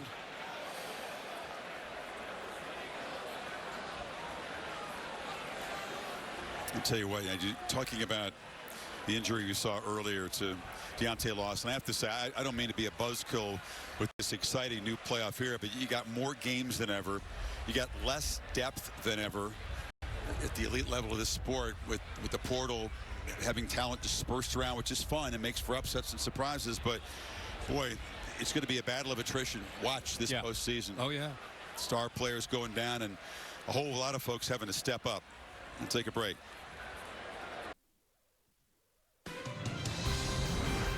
Saturday Night Football is presented by Capital One. What's in your wallet? And in part by the all-new Sonic Queso Smashers. Live free. Eat Sonic. Down 3 touchdowns, backed up and facing a 3rd and 8. Milroe in the end zone. Williams slot left. Check it down. One-handed grab made by Josh Cuevas, the tight end, to keep a faint flicker of hope alive across the 30. Yeah, he was just in protection. He's just trying to help out, and then leaks out late as a check down. Good job of finding him. You're right. He just put that big right paw up and brought it in. Milroe again from the pocket. He'll be tracked down and dropped as a flag down. Trace Ford made the play. Milroe down on his hands and knees on that Oklahoma sideline after the play. Obvious holding call. It's Jaden Roberts, 77, that will get called for that. Man, I hope he's able to get up. Been a tough night, obviously, for him, for the whole Alabama team. Holding. Offense number 77. Offensive line over there to circle him right in front of the Sooners bench. It looked like Trace Ford, when he finally caught up to Milroe, he sacks him, and all of his weight ends up coming down on top of Milroe. Always a dangerous thing for a quarterback. Sacks him and then watch him finish the play. And that's where I think Milroe really started to grimace.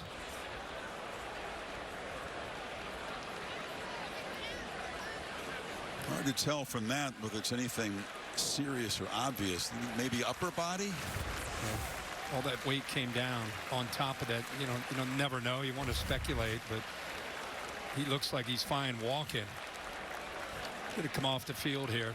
Ty Simpson, redshirt sophomore out of Tennessee, will come in. He's a He's a guy who's been in the program 3 years. They have confidence in him to run the offense. Obviously, very different skill set than Milroe, but he can spin it. I feel like when you look at, I don't know if they're built for this. And I don't know who's built when you're down 24-3, but I'm saying when you're in obvious passing situations, Ryan Williams, dynamic play, wide receiver.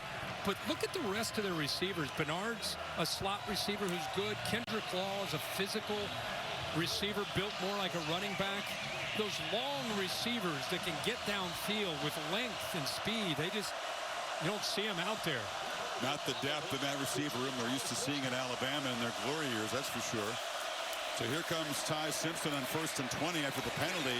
Short throw, and it's dropped by Richard Young out of the backfield. Trace Ford, who just made the play against Milroe, who's coming back in, pressured Simpson that time. Yeah, I mean, they have been able to rotate bodies, and Trace Ford looks healthy, applying pressure. He looks like R. Mason Thomas. He's another one of those seniors, Ford is, out of nearby Edmond, Oklahoma. Milroe back for 2nd and 20.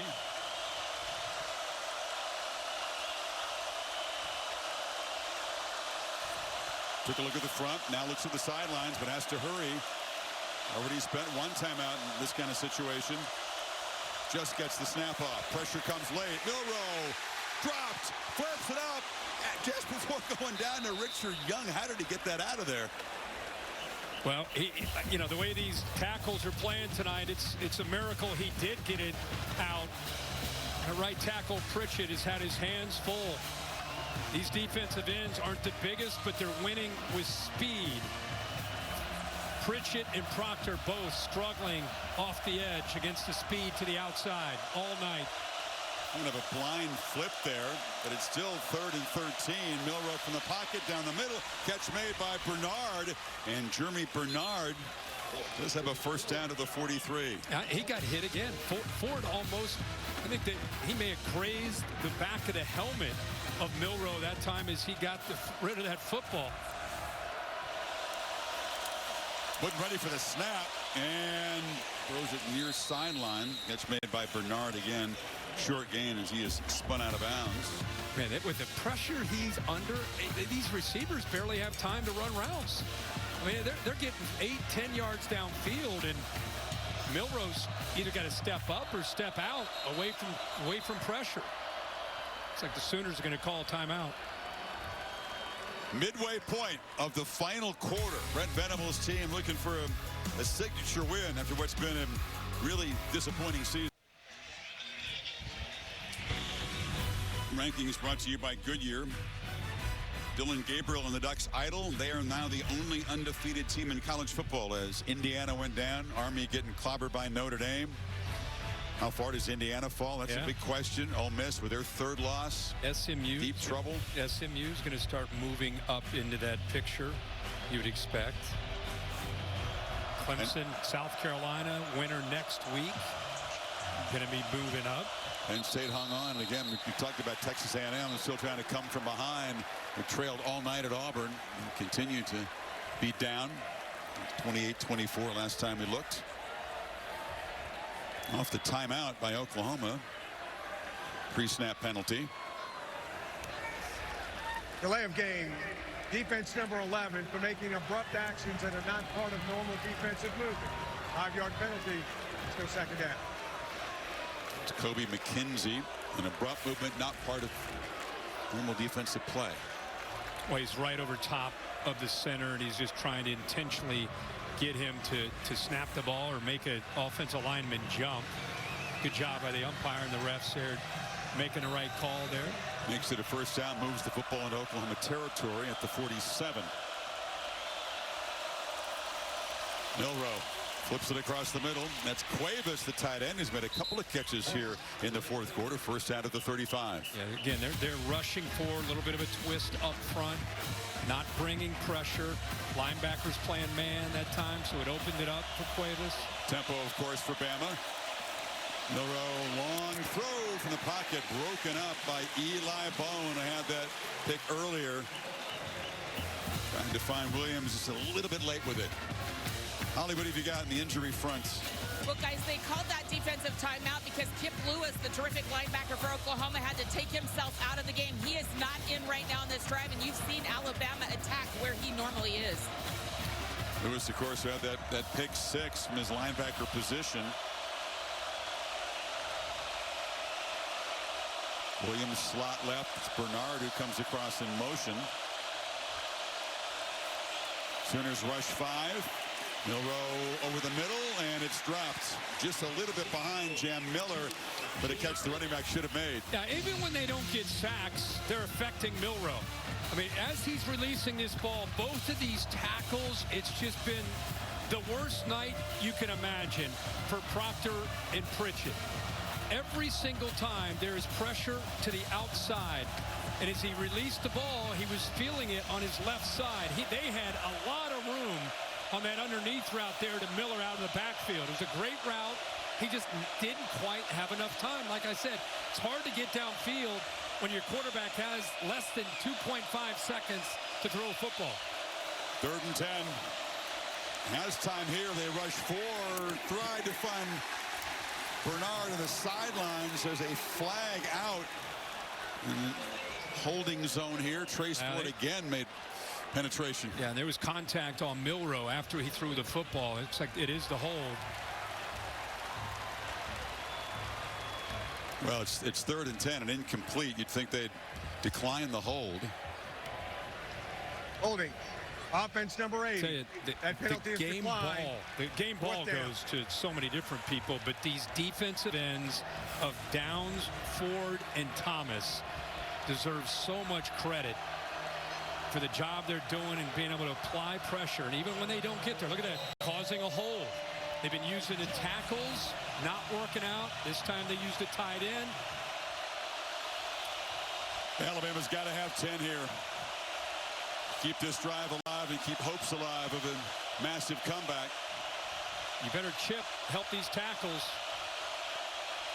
Bernard and Williams shift to the left. And it was so important to play as much as he did not want to do it. Kalen DeBoer had to spend a timeout. Again, little slow. They're bringing guys from one side of the field all the way across a lot tonight, and it's chewing up time with the play clock winding down. Let's go to Kevin. Chris, update from the Plains. 4th quarter, Texas A&M clawing back, down 4, 4th down, and Auburn's defense makes the stop right here. You'll see a flag. That was on the offense, so it's a turnover on downs. A&M just got the ball back, down 4 currently on ESPN. Back to you. Talking about teams into the bottom of the conference, Auburn, Oklahoma, I mean, they've struggled. They are just fighting like heck on home field to knock off teams. And maybe the leader in the clubhouse in that vein, Billy Napier in Florida. I mean, I cannot say it enough how impressive it is in this day and age to see teams still fighting when they're sitting there right around 500. It tells you a lot about those teams and their futures and their culture. Well, I agree that they're 1-5 in the league coming in. Yeah. That's what's really impressive to me. Here comes pressure. Milroe hit as he throws. It's going to be intercepted. Picked off by Woody Washington, and that should be the dagger to a huge senior day celebration in Norman.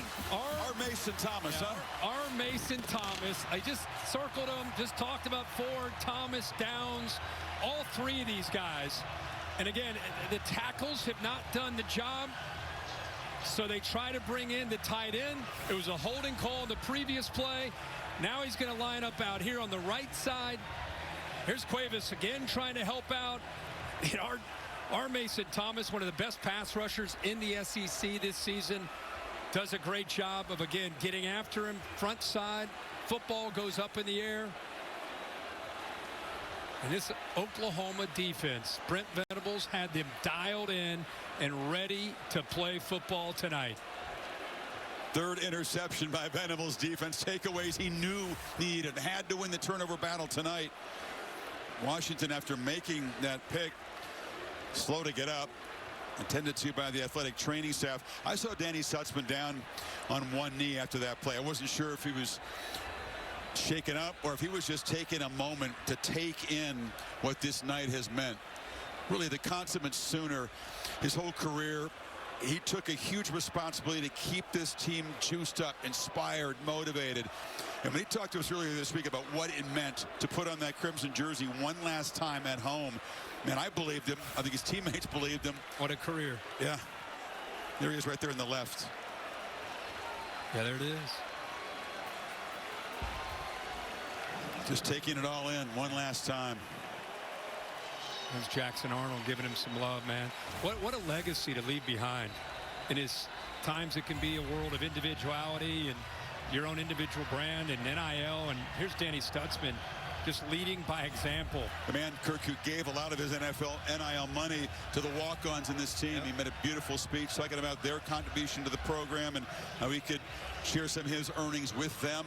That's a rare dude. He's going to play on Sundays because he runs really well at 240, and he'll make a bunch of tackles, and then he can do whatever he wants after that because he's just got it.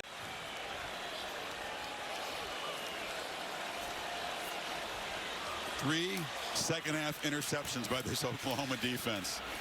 They stopped the run early, forced Bama into passing situations, forced Milroe into some mistakes, and the pass rush just got cranked up here in the fourth quarter. It's funny when you look at a guy like Danny Stutzman, you look at his career, you think about what he'll do in the future. And it's almost like watching Peyton Wilson for North Carolina State. You just knew that he was going to fit in somewhere in the NFL. He ends up with the Pittsburgh Steelers.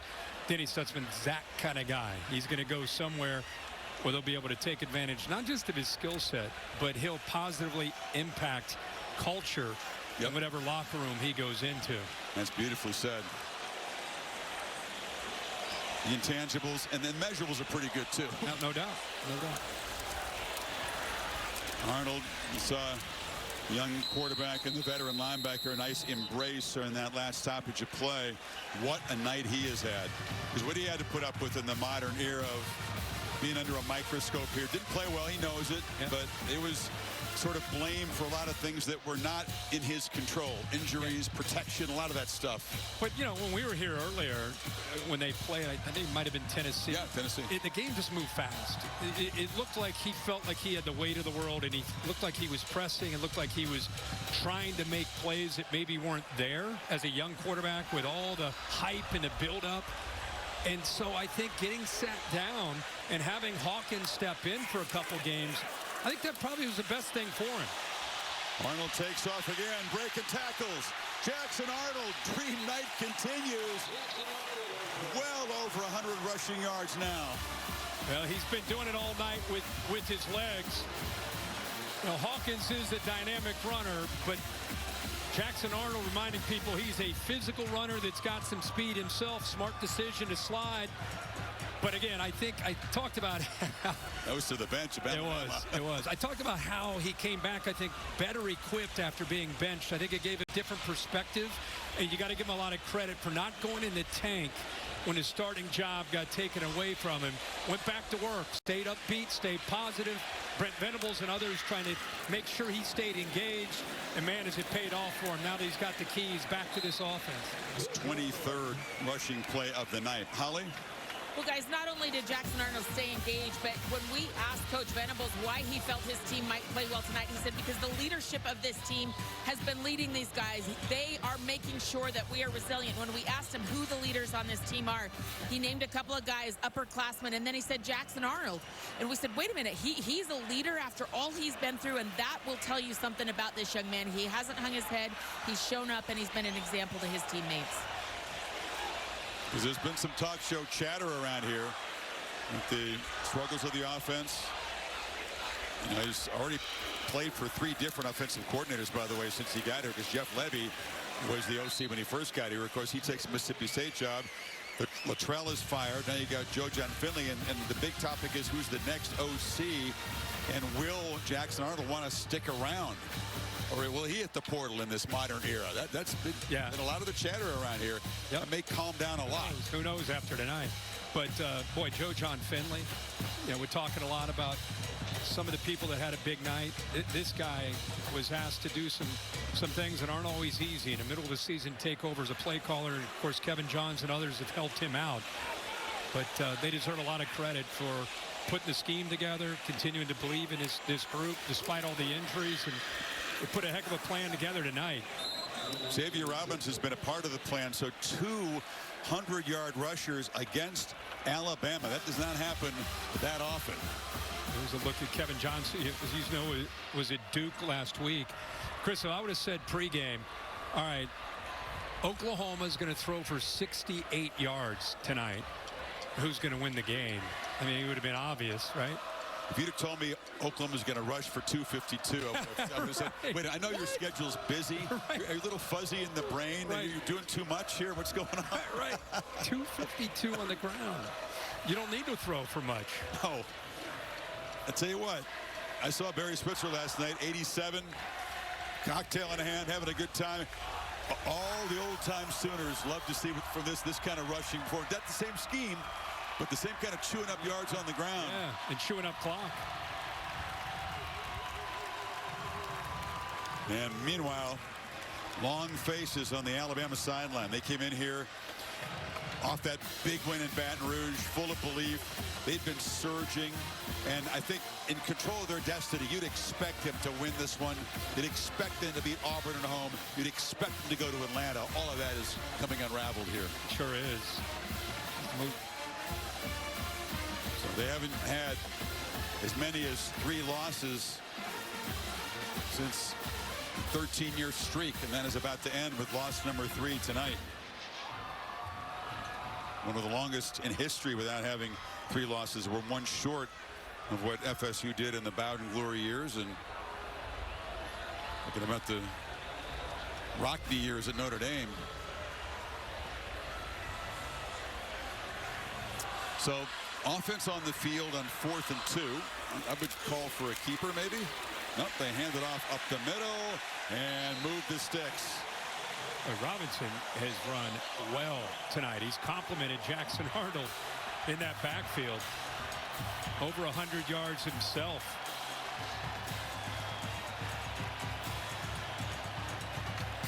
Now this has been a lot more than a sentimental send-off for these Oklahoma Sooners. This has been a celebration a long time in the making. 2 minutes to ESPN. Chris Kirk, back to you. Don't think they're necessarily a team built for electric comebacks, but that is a heck of a job. And if they hold on there, the stage set in College Station next Saturday night, Aggies and Longhorns. Last time was 2011. Those 2 teams got together. It was a classic game. The headline is they're back playing each other. The subplots are also extremely tasty with a trip to the SEC championship game on the line as well. College game day built by the Home Depot. Back to College Station for the 2nd time. Remember the bookending the season. You guys were there for the Notre Dame game. Right? Yep. Looking forward to getting back in there. The Thanksgiving weekend. Got a Black Friday game in Kansas City with the Raiders and the Chiefs. Take it in late that night. Friday night, be ready to roll for game day in the morning. It's like some folks are fixing to rush the field here. They're perched on the wall down there in the end zone.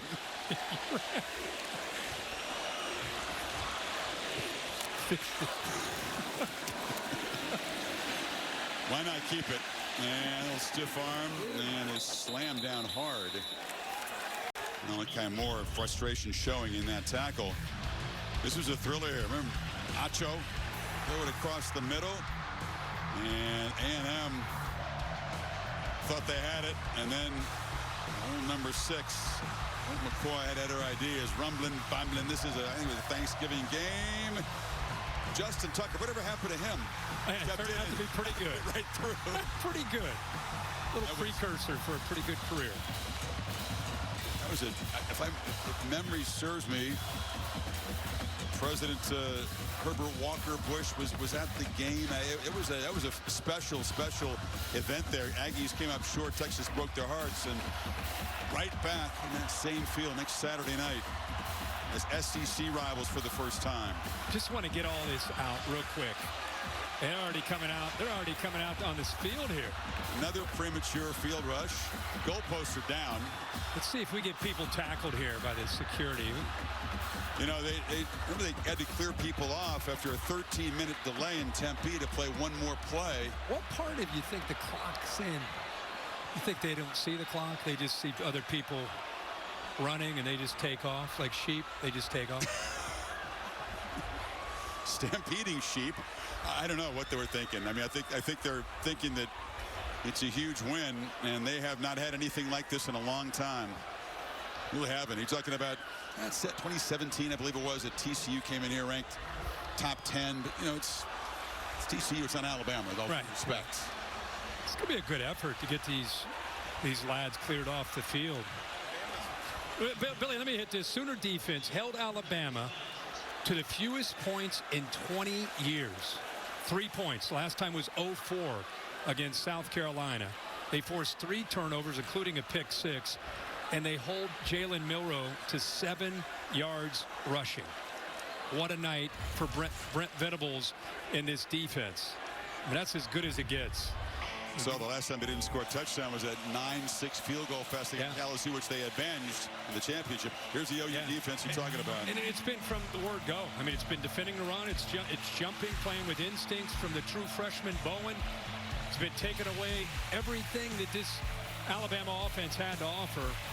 Controlling things, the pass rush. Once Alabama got into obvious passing situations, Trace Ford, R. Mason Thomas, Ethan Downs, everybody making plays off that edge and making it tough on Jalen Milroe.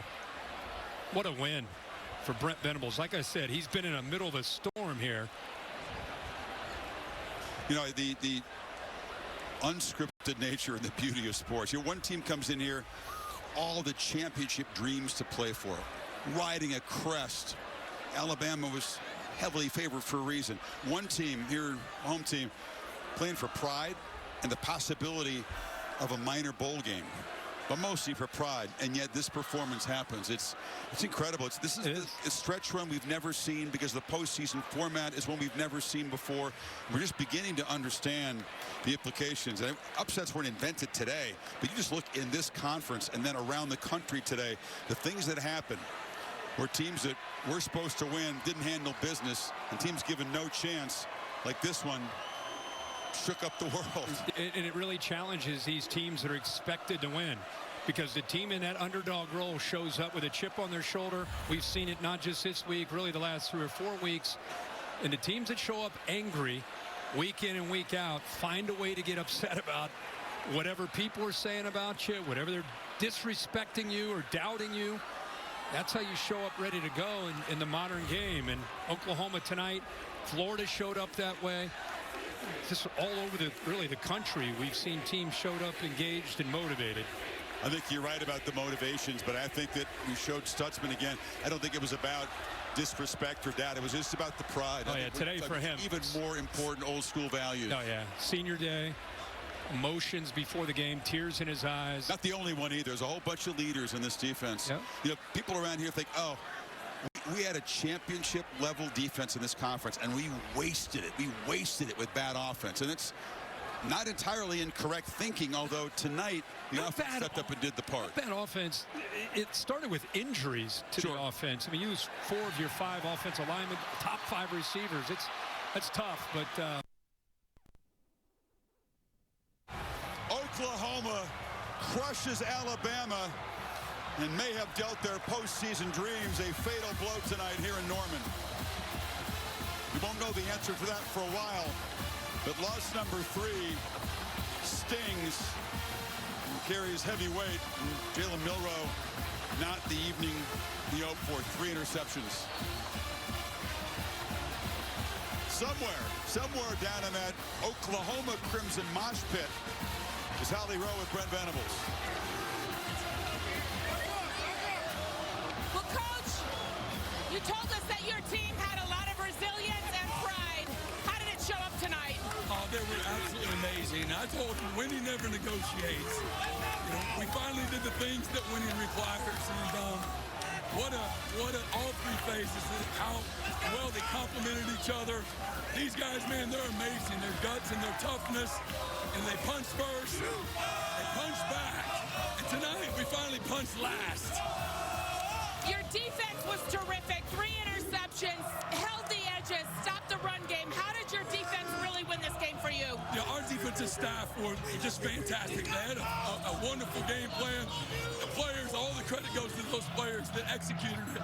They just played together. They were so, again, fought with so much purpose tonight and just belief. And finally, they willed themselves to a win.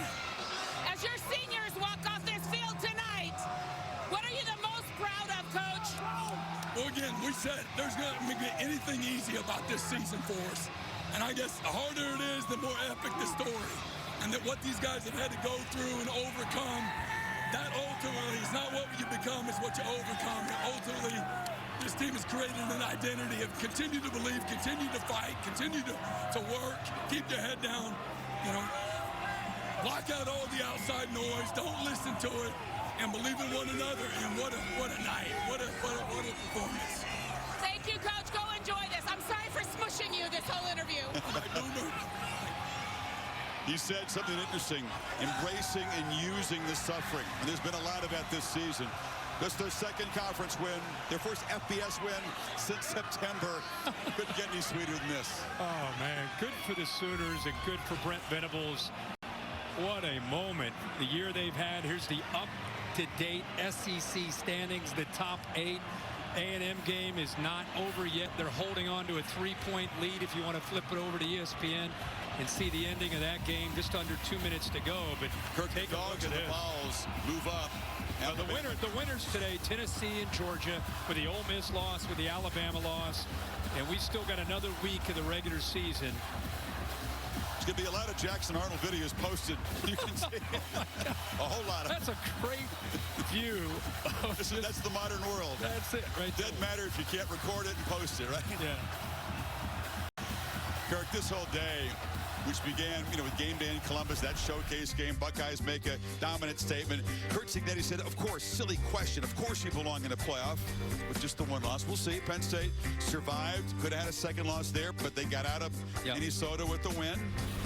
Then you shifted out to the Big 12. It now has a four-way tie for first. And Arizona State's one of them. Kenny Dillingham and the Sun Devils becoming a huge story. Kansas, not at home. They're in Kansas City at Arrowhead. They upset Colorado. That was a huge win. Kansas had 3 big wins in a row. And the Gators with another win. They've knocked off LSU. The Swamp is alive. And they end up beating Ole Miss today. This was a closer game than the score. So Texas heads to College Station. And now you've got Ole Miss and Alabama with the 3rd loss in the conference. The depth of this conference, unquestioned. The quality at the top will be debated. Have they just eaten themselves alive in the home stretch of the league? I mean, what hurt each other's postseason chances? In the world is the committee going to do with all this? Just when you think a team lost and they're out of it, other teams lose. And now maybe they're back in it. Who knows? Someone's got to be in it, the large teams. We knew this was going to be fun. And it wasn't just that you have 12 teams in a playoff. You have months of the build-up to get to the playoff as the celebration continues below us here. We didn't get a chance to point out the Big 12 as a 4-way tie for first at 6-2. 1 game left to play for those 4 teams. Yeah, I mean, Arizona State, they got to beat Arizona. They would be in, but who they're going to end up playing, we don't know. ACC is going to be an interesting run next week. Syracuse hosts Miami. SMU's in a really good spot. Clemson could still buy. Well, how about the Clemson-South Carolina game taking on some serious meaning and what that could be for next week as far as the results of that game are concerned?